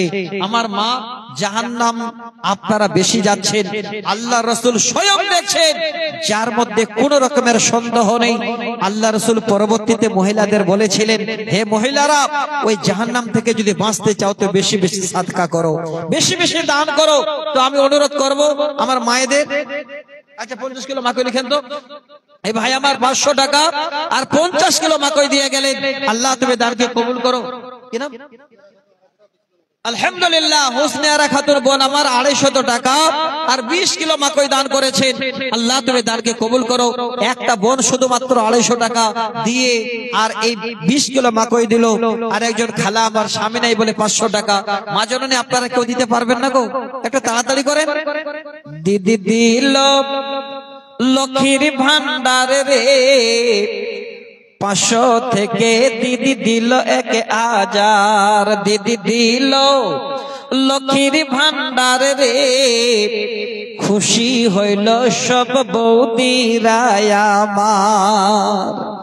প্রতি মাসের শুরুর দিকে লক্ষ্মী ভান্ডারের মেসেজ ঢোকে, মোবাইলটারে হাতে নিয়ে মেসেজটা করে যে উদ্ধার। দিদি দিল লক্ষ্মীর ভান্ডার রে, খুশি হইল সব মায়েরা আমার।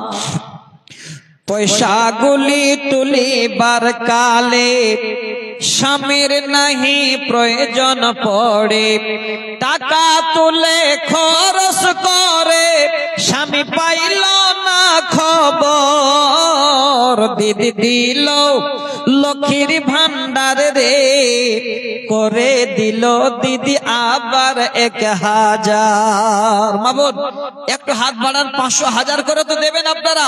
জাহান্নাম থেকে বাঁচার জন্য দান সাদকাটাই হলো মেন আপনাদের জারিয়া, যে আমরা জাহান্নাম থেকে বাঁচবো। আল্লাহ রাসূল বলেছেন সাদকা করতে। তো একটু বেশি বেশি হাত বাড়ান। যদি কোনো বোন ওখানে লিখছেন তো পাঠান।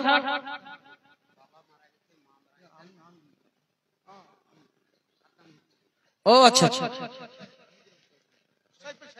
আচ্ছা, সৈফুর রহমান ভাই নিজে দিয়েছেন 1000 টাকা। 10 জন চেয়েছিলেন, একজন পাওয়া গেল। বাবা মা মারা গেছেন, আল্লাহ তুমি দানকে কবুল করো। ইনি কত বড় ভাগ্যবান। আমি আপনাদের ছোট একটা সহিহ মুসলিমের হাদিসের ইবারত শোনাচ্ছি। আমরা টাইম পাবো না, এই জন্য তাড়াহুড়া করছি। আল্লাহ রাসূল একদিন ভাষণ দিচ্ছেন, বক্তব্য রাখছেন, আর এই রকমের পিছন দিক থেকে কয়েকটা লোক এসে আল্লাহ রাসূলের ডানে বামে দাঁড়িয়ে গেছে।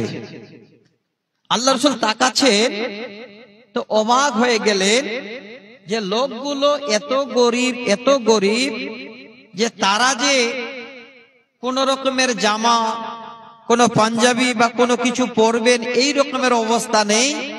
একটাই তারা জামা পরে আছে, সেটাই তাদের পায়জামা পাঞ্জাবি, সেটাই তাদের প্যান্ট শার্ট, দ্বিতীয় কোনো জামা নেই। জামাটা কি? জামাটা হলো একটা কালো কম্বল। দেখেন এখন তো মানুষ সুখী, আমরা কম্বলের মাঝখানে একটু কেটে দিয়ে গলায় লাগিয়ে দিয়েছে, আর পরিপূর্ণ বডিটা এইভাবে ঢাকানো আছে। এসে দাঁড়িয়ে গেছে। আল্লাহ রাসূল তাকালেন, সাহাবীরা সামনে। কিছুক্ষণ পরে আল্লাহ রাসূল উঠে ঘরে চলে গেলেন। আমি শুধু হাদিসের অর্থটা বলছি, ছোট্ট করে ইবারতটা শোনাবো তাই। ঘর থেকে চট করে বেরিয়ে আসলেন। বেলাল তুমি কোথায় আছো? তাড়াতাড়ি করে আজান দাও। হযরত বেলাল আজান দিলেন। সঙ্গে সঙ্গে নবীজি এবার জামাত চালু করে দিলেন। নামাজ শেষে আল্লাহ রাসূল এবার সাহাবীদের সামনে ঘুরে বসলেন। এবার ইতিমধ্যে নবী সুন্দর করে কোরআনের 2টি আয়াত শোনালেন। 1 নম্বরে শোনালেন, ইয়া আইয়ুহাল্লাযীনা আমানুত্তাকুল্লাহা ওয়াল তানজুর নাফসুম মা কদ্দামাত লিগাদ। সূরা হাসরের 2 রুকুর প্রথম এই আয়াতের অংশ। যখন এই পড়া সাহাবীরা অবাক হয়ে গেলেন। আল্লাহর নবী আয়াত যেন পড়তে শুরু করলেন। আল্লাহ এই আয়াতের অর্থ বলছেন, হে আল্লাহর বান্দারা, আল্লাহকে বলে ভয় করো এবং আগামীর জন্য তোমরা নিজেদেরকে কি তোমরা পাঠিয়েছ। এই যখন কথা বলা, ইতিমধ্যে নবীজি বক্তব্য রাখছেন, সাহাবীরা বসে আছেন। পিছনের দিকে একজন সাহাবী দাঁড়িয়ে বলেন, নবী গো, একটু যদি আমাকে আপনি সময় দিন, আমি খালে বাড়ি যাব আর ঘুরে আসবো। পিছন থেকে এবার অর্ডার নিয়ে বাড়ি গেলেন। বাড়ি গিয়ে বিবিকে বলছেন, বিবি রে, এমন আয়াত নবী যেন আজকে আমাকে আমাদের শোনালেন। আমি ছুটে আসলাম, বিবি দেরি করো না, তাড়াতাড়ি করে ঘরে কি আছে আমারে তুমি দাও। যেমন সাহাবী তেমনি তিনার স্ত্রী সরাসরি ঘরে এসে দেখেন কিছু খিজুর ছিল। এবার খিজুর যেন বড়ায় ভরিয়ে দিয়ে স্বামীর ঘাড়ে তুলে দিল। তিনি সাহাবী বলছেন, আমি নিয়ে যাচ্ছি তো এমন মনে হলো হাতটা আমার মনে হয় ভেঙে যাবে। নিয়ে গিয়ে নবীর সামনে রাখলাম। ওই গরিব লোকেরা, মজার বংশের লোক, তারা দেখে আছেন, তাদের গায়ে কোনো জামা কাপড় নাই। আল্লাহর নবী এবার ওই সাহাবীর খিজুর আনা দেখে চট করে জবান খুলে দিলেন, মান সান্না ফিল ইসলামি সুন্নাতান হাসানাতান ফালাহু আজরুহা ওয়া আজরু মান আমিলা বিহা মিন গায়রি আইয়ুন কাসা মিন উজুরিহিম শাই। আল্লাহর নবী হাদিসটা শোনালেন, হে আমার সাহাবীরা শোনো রে, যারা আজকের দিনে এই রকমের একটি নতুন কাজের সূচনা করে দিল, সে আল্লাহর কাছে নেকি পাবে। এই কাজ দেখে যারা করবে তাদেরকে তাদের মাধ্যমে সে নেকি পাবে, তবে কারণ নেকি কেটে আল্লাহ কাউকে দেবেন না। এবার সাহাবীরা অবাক, আল্লাহ আমরা কেন জানতে পারি নাই? যদি জানতে পারতাম আমাদের বাড়ি কাছে ছিল, আমরা আগে গিয়ে গরিবদের জন্য বাড়ি থেকে কিছু নিয়ে আসতাম। সাহাবীরা তাড়াহুড়া করে বাড়ি যেতে লাগলেন। যার যেমন ছিল, কেউ কাপড় নিয়ে আসলো, কেউ খিজুর নিয়ে আসলো। নবী বলেন, দুই দিকে দুইটা বড় বড় ঢের হয়ে গেল। একদিকে কাপড়, একদিকে খিজুরের ঢের হয়ে গেল। আল্লাহ রাসূল যেন জানিয়ে দিলেন, যে কাজটা জীবনে প্রথম সূচনা করেছে সে হলো আজকের দিনের বড় ভাগ্যবান। 1000 চেয়েছিলাম, 10 জনের মধ্যে যিনি প্রথম এসেছেন উনি ভাগ্যবান। আমি হাত বাড়িয়েছিলাম, যিনি প্রথম দিয়েছেন আজকে তিনি হলেন ভাগ্যবান। এই কাজটা আজকের দিনে আপনি সূচনা করেছেন, তবে এটা মনে করিয়েন না যে আপনার নেকি কেটে আল্লাহ কাউকে দেবে না। আল্লাহর কাছে নেকির ভান্ডার আছে। আল্লাহ বলছেন, যালিকা ফাদলুল্লাহ ইউতিহু মান ইয়াশা। আমি আমার নেকি বান্দাদের দিতেই থাকি, আমার নেকির ভান্ডার থেকে এতটুকু কিঞ্চিত কমে যায় না। তো ভাই আমার বন্ধু, আল্লাহর ওয়াস্তে যারা যে যেখানে আছেন, আর 1000 2000 করে দেওয়া যাবে না ভাই? তাড়াতাড়ি করেন, দেরি করিয়েন না। স্বয়ং আল্লাহর ফেরেশতার দোয়া নেওয়ার জন্য আজকে এই জায়গাটা প্যান্ডেল দিয়ে ঘেরানো আছে। এই জায়গাটা বরকতময়। এই জায়গাতে আল্লাহর ফেরেশতা আল্লাহ পাঠাবেন। আপনারা হাত বাড়াবেন, আপনাদের বরকতের দোয়া করবেন। সহিহ বুখারীর হাদিস, হযরত আবু হুরায়রা হাদিসের রাবী, হাদিস নাম্বার আল্লাহু আকবার। দেখেন, আজকে নিজের জীবন সঙ্গিনী বেঁচে নেই, 500 টাকা দিয়েছেন, তার সঙ্গে একটা নাগ মাছি নাকের ফুল ছিল, সেটাও যেন আল্লাহর রাস্তায় দিয়েছে, আল্লাহর ঘরে। আল্লাহ তুমি দানকে কবুল করো।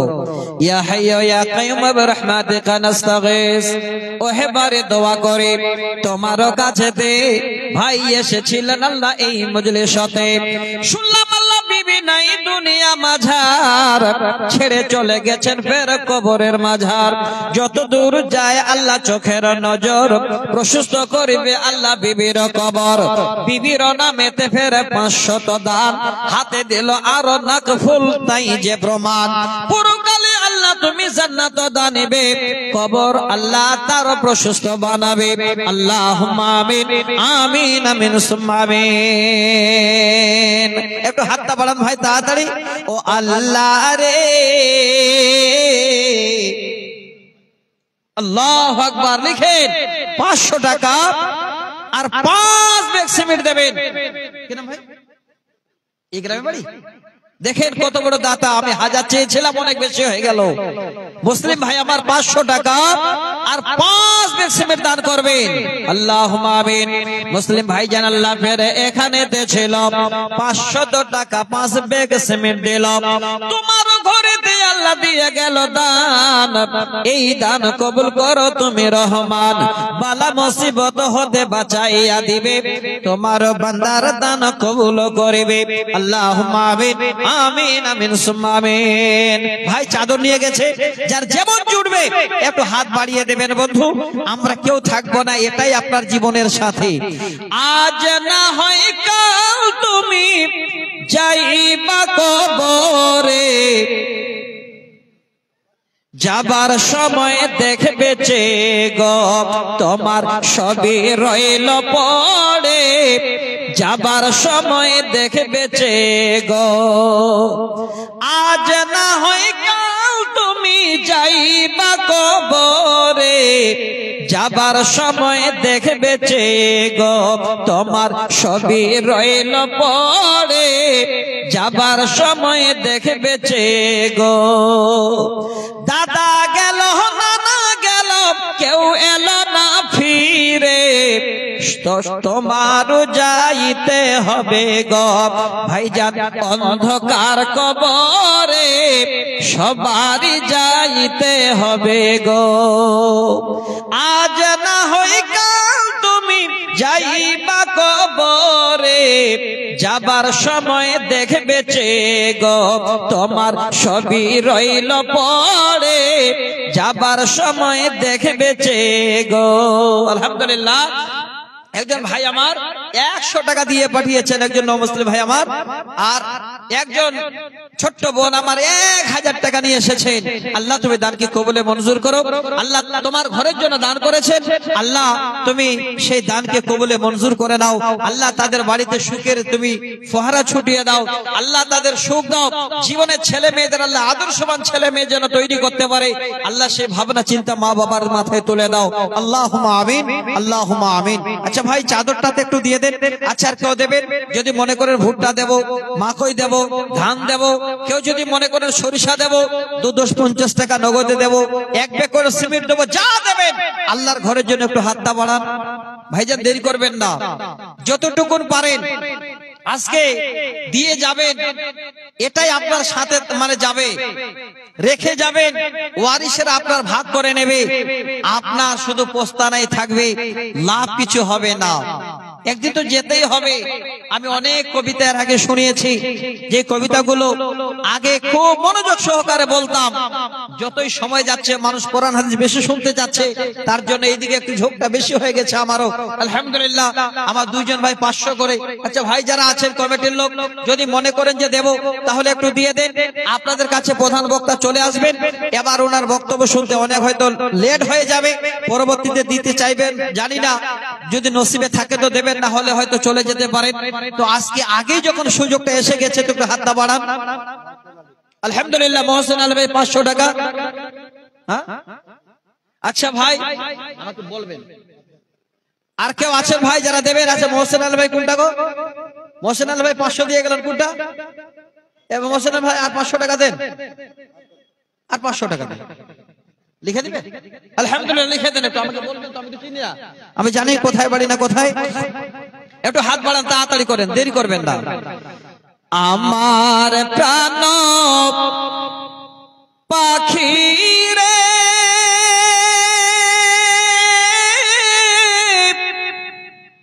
আমার মন ময়না রে,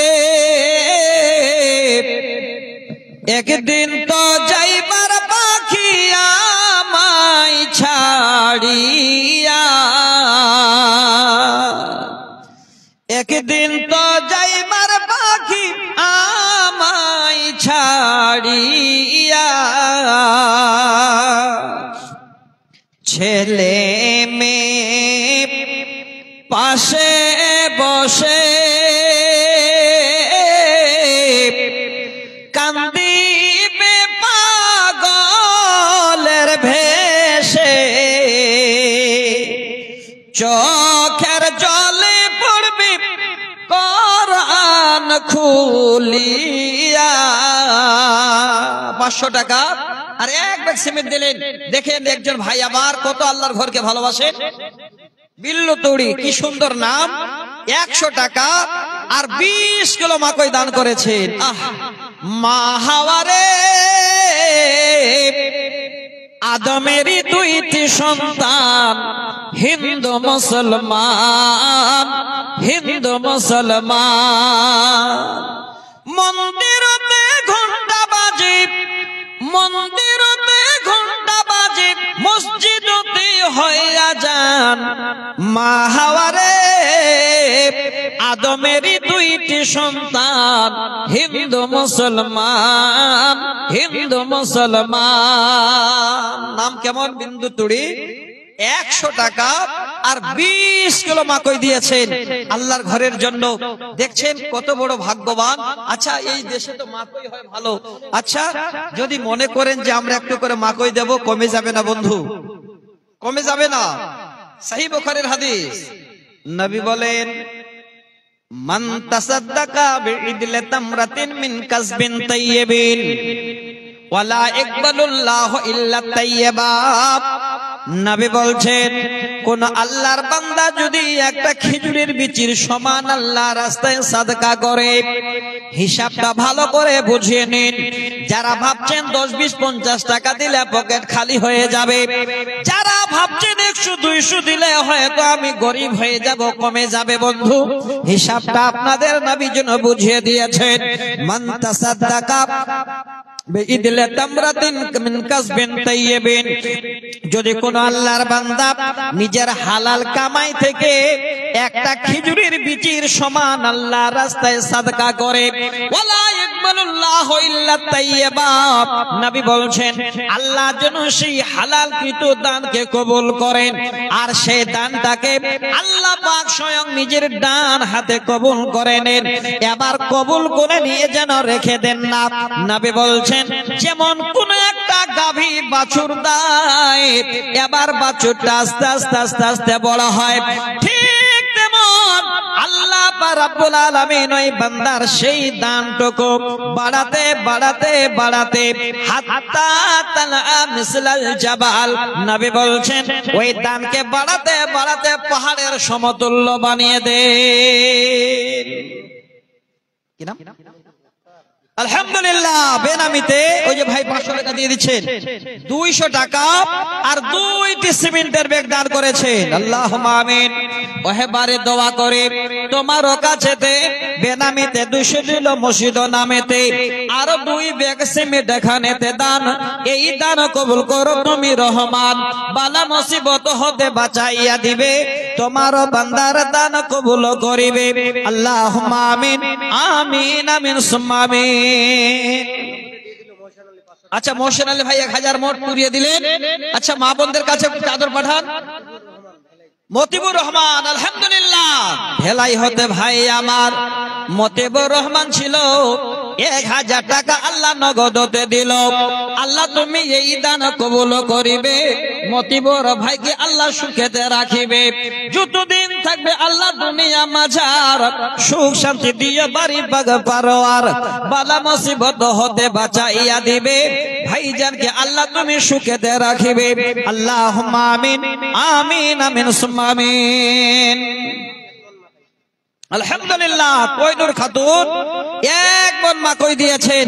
মা বোন, আপনারা কি কেউ কিছু দেবেন না স্বামীর বিনা অর্ডারে? শোনেন, আর একটা হাদিস শোনাচ্ছি আপনাদের। যদি স্বামী চিপটা হয়, কঞ্জুস হয়, বখিল হয়, ওই স্বামীর যদি পকেট মেরে লুকিয়ে লুকিয়ে মসজিদে 20 কিলো মাকই দেন তো কোনো গুনাহ হবে না। এই মায়েরা ফতুয়া পেয়ে গেল। হ্যাঁ, যদি স্বামী আপনার দান না করে, কেউ চাইতে আসলো স্বামী দিতে দেয় না, স্বামী যখন বাড়ি থেকে পালিয়ে যাবে, ভালো কাজের জন্য আপনি দিলে দিতে পারেন। সহিহ বুখারীর হাদিস, নবী বলছেন, খুজি মা ইয়াকফিকে ওয়া ওয়ালাদাকে বিল মারুফ। এটা নয় স্বামী পালিয়ে গেছে আর কোথাও গিয়ে বাদাম মোটকা খাবো না। যদি দান করতে চান তাহলে দিতে পারেন, চুরি করে দান করবেন যদি স্বামী না দেয় তাহলে।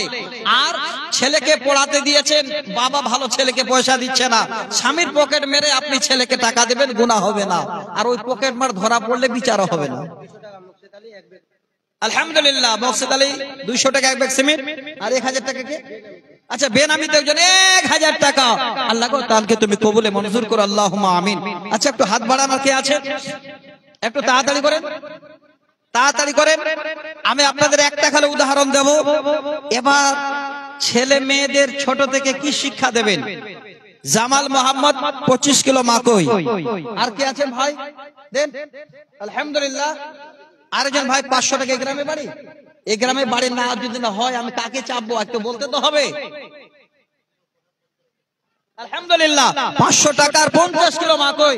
আল্লাহ তুমি দানকে কবুল করো, আল্লাহুম্মা আমিন। মিত্রবাড়ি থেকে একজন ভাই আমার 400 টাকা, 50 কিলো মাকই। আলহামদুলিল্লাহ। আর জামাই আছেন না? খোঁজ করেন তাড়াতাড়ি। এই গ্রামে জামাই থাকলে খোঁজ করে। আলহামদুলিল্লাহ 400 টাকা দিয়ে 50 কিলো মাকই। জামাই হলো 14 গোষ্ঠী ঠাকুর, জানেন তো? আর এখনকার জামাই হলো শ্বশুরকে ধ্বংস করা। হ্যাঁ, আমার একটা কবিতা হয়তো ইউটিউবে দেখেছেন। কবিতাটার নাম হলো গতির ক্ষতি। শুনেছেন কোনদিন? হ্যাঁ, কবিতাটা একটু আপনাদের না শুনি আর পারছি না। কবিতাটা শোনাবো একটু। এই রকমের জামাই যদি ভালো না আর খারাপ জামাই হলে শুনিয়েন। এবার ভালো খারাপ কোনটা, এর মধ্যে একটু পার্থক্য আছে। আবার দেখবেন এমন জামাই আছে দেখতে শুনতে খুবই ভালো, কিন্তু শ্বশুরের গলা কেটে দিয়েছে। কি দিয়ে কেটেছে? বেটিটা নিয়েছে, খাট নিয়েছে, এতগুলো টাকাও নিয়েছে, ফের চোরার বাইকটাও নিয়েছে। আছে না তাই বলেন? এবার ওই জামাই যখন ভেলাই গ্রামে আসবে, রাস্তা তো ইন্টারন্যাশনাল দেখলাম কালিয়াগঞ্জ থেকে, আলহামদুলিল্লাহ। এই রাস্তায় যদি গাড়ি চালায় ওই জামাই, তা আমার মনে হয় যে গাড়িটা কোন দিকে যাবে না যাবে ওইটা দেখবে না, যেহেতু শ্বশুর বাড়ি আসছে, বুঝলেন? হ্যাঁ, আর ওই গাড়িটা যদি নিজে কিনা হতো তাহলে এইভাবে নিয়ে যেত, ঘুরে ঘাড়ে নিয়ে যেত। গাড়িটা দিয়েছে শ্বশুর, আর টাকাটা যে আসছে কিনা তেল ভরা ওই টাকাটা বাবার চুরি করেছে, আর না হলে মার কাছে নিয়েছে। আচ্ছা ওই গাড়ির মায়া থাকবে? কোনোদিন থাকবে না। কবি বলছে, বাইকটা দিচ্ছে শ্বশুর মশাই, আব্বা দিচ্ছে তেল, তাই তো আমার গতির সাথে জেট বিমান চললে আমার মোটর গাড়ি, চললে আমার মোটর গাড়ি, জোরসে মারো টান, কে কি বলে শুনবো না, আজ ধরছি চেপে কান। শ্বশুর বাড়ি ঢুকলে একটু আদব কায়দা করে ঢুকে যাবো। কেউ দেখে বলছে 4 পায়া জামাই কোথা থেকে আসলো গো, বুঝলে? এত বেয়াদব জামাই কিছু কিছু আছে। ওই দিক থেকে বাইরে থেকে ভালো আসবে, আর যখন মানুষ গো গো করে উড়াবে আরো। ও জানে না, কারণ শিক্ষাটা পায়নি ছোট থেকে। কবি বলছে, চললে আমার মোটর গাড়ি, চললে আমার মোটর গাড়ি, জোরসে মারো টান, কে কি বলে শুনবো না, আজ ধরছি চেপে কান। আহা আহা কি মনোরম গায়ের বাঁকা রাস্তা, 100 কিলো ঘুরে এসে করবো রে আজ নাস্তা। এমন গতি তুলবো রে আজ আমার গতি দেখে, থমকে যাবে পথের পথিক পন্ত চলা রেখে। গতির চোটে কাঁপছে মানুষ, গতির চোটে কাঁপছে মানুষ, উড়ছে পথের ধুলো, লাফিয়ে উঠছে পথের ধারের বান্দা ছাগল গুলো। গতি আরো বাড়িয়ে দিলাম পথটা পেয়ে সরু, হঠাৎ দেখি সামনে আমার বিশাল বড় গরু, ধাক্কা লেগে হুন্ডা আমার। এবার জামাইয়ের অবস্থা দেখি, ধাক্কা লেগে হুন্ডা আমার পড়লো গিয়ে খাদে, আমার তখন হুঁশ ছিল না, ফিরছে 2 দিন বাদে। এই রাস্তায় এমন মেরেছে, হুঁশ নাই, রায়গঞ্জে নিয়ে গেছে। 2 দিন পরে হুঁশ ফিরছে, তো দেখছে ব্যাপার কি, এখানে কেন? শুধু এখানে নয়, আরো কি হচ্ছে দেখেন। কবি বলছেন, কাউসার আলী বাবা মার জন্য 505 টাকা। এবার 2 দিন পরে যদি হুঁশ ফিরছে, তো জামাই তখন তাকাচ্ছে চারিদিকে, নিজের দিকে তাকাচ্ছে, দেখছে যে নিজের পরিবর্তন কেমন হয়ে গেছে। কবি বলছেন, গতি আরো বাড়িয়ে দিলাম পথটা পেয়ে শুরু, হঠাৎ দেখি সামনে আমার বিশাল বড় গরু, ধাক্কা লেগে হুন্ডা আমার, ধাক্কা লেগে হুন্ডা আমার পড়লো গিয়ে খাদে, আমার তখন হুঁশ ছিল না, ফিরছে 2 দিন বাদে। 2 দিন বাদে জ্ঞান ফিরলে দুদিন বাদে জ্ঞান ফিরলে চেয়ে দেখি ভাই আমার যে 2 পা ছিল তার একটা সাথে নাই। ডাক্তার কেটে দিয়েছে একটা, আর নাই। এবার দেখছে কি, সকল কিছু শোনার পরে চমকে গেল গা, বাইকটা নাকি ঠিকই আছে, আমার গেছে পা। আমার শোকের বাইকে এখন অন্য মানুষ চড়ে, পা হারিয়ে কান্দি আমি বন্দি হয়ে ঘরে বসে ভাবি যদি পাটা পেতাম ফিরে, তিড়িং বিড়িং ছেড়ে আমি বাইক চালাতাম ধীরে। কাজ হবে আর, বুঝলেন? পা চলে গেছে, আর হবে? মন রে বলি মন যদি তুই বুঝতে 2 দিন আগে, তবে কি তোর পা হারিয়ে পঙ্গু হওয়া লাগে। তবে জামাইলা যারা আছে এই গ্রামে সবাই ভালো, হ্যাঁ, কিন্তু দেখা কেউ দেয় না। কই গো, আর কেউ জামাই আছেন এখানে? চিন্তা করছেন মৌলানা শ্বশুরের তো মোটরসাইকেল নিয়েছে, আর যাই কাছে। যাক আলহামদুলিল্লাহ। কেউ আছেন ভাই? তাড়াতাড়ি করেন, বক্তা এবার চলে আসছে আপনাদের কাছে। এই মুহূর্তে উনি আসবেন, আমি ছেড়ে দেব। যে যেখানে আছেন আল্লাহর ওয়াস্তে আর কেউ দিতে পারবেন? দেরি করবেন না, তাড়াহুড়া হয়ে গেল।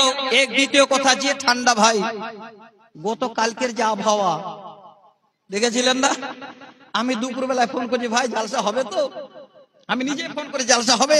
বলে মৌলানা আলহামদুলিল্লাহ আকাশ ভালো হয়ে গেছে। গাড়ির ভিতরে হু করে কাঁপছি আর আসছি। যাক আলহামদুলিল্লাহ, আল্লাহ পৌঁছে দিয়েছেন। ভালো আছে। দেখেন, আল্লাহর যেখানে কোরআনের বাণী আলোচনা হবে, যেখানে মানুষ শিক্ষা অর্জন করবে, এই রকমের মাহফিল আল্লাহ কোনোদিন নষ্ট করে দেবে না। একদম মাথায় রাখেন। ঝড় বৃষ্টি হয়ে যায়, আমরা কত জালসায় যাই, কোথায়? এই মাসটা তো কি দেখছেন আপনারা? কোন মাস যেন এটা? জানুয়ারি, ফেব্রুয়ারি, মার্চ, এপ্রিল, মে, জুন মাস পর্যন্ত জালসা হয়। কোন জালসায় গেছি, এত ঝড় বৃষ্টি হয়েছে, মাথায় ভেঙে পড়েছে। এবার যখন আবার বৃষ্টি ছেড়ে গেল, সঙ্গে সঙ্গে কি হলো?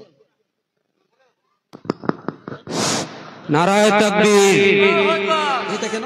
নারায়ে তাকবীর। মুমতাজুল ইসলাম সাহেব, নারায়ে তাকবীর। জনাব মৌলানা মুমতাজুল ইসলাম সাহেব। আলহামদুলিল্লাহ, সবাই বসে যান ভাই। এবার বক্তব্য উনি রাখবেন, আপনারা শুনবেন, ওনার হাতেও দান দেবেন। আসসালামু আলাইকুম ওয়া রাহমাতুল্লাহ।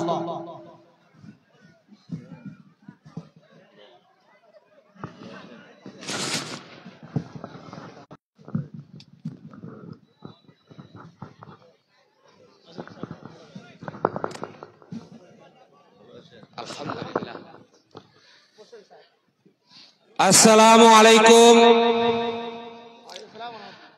আপনারা অবগত আছেন যে গত 15 দিন আগে থেকে আপনারা হ্যান্ডবিলে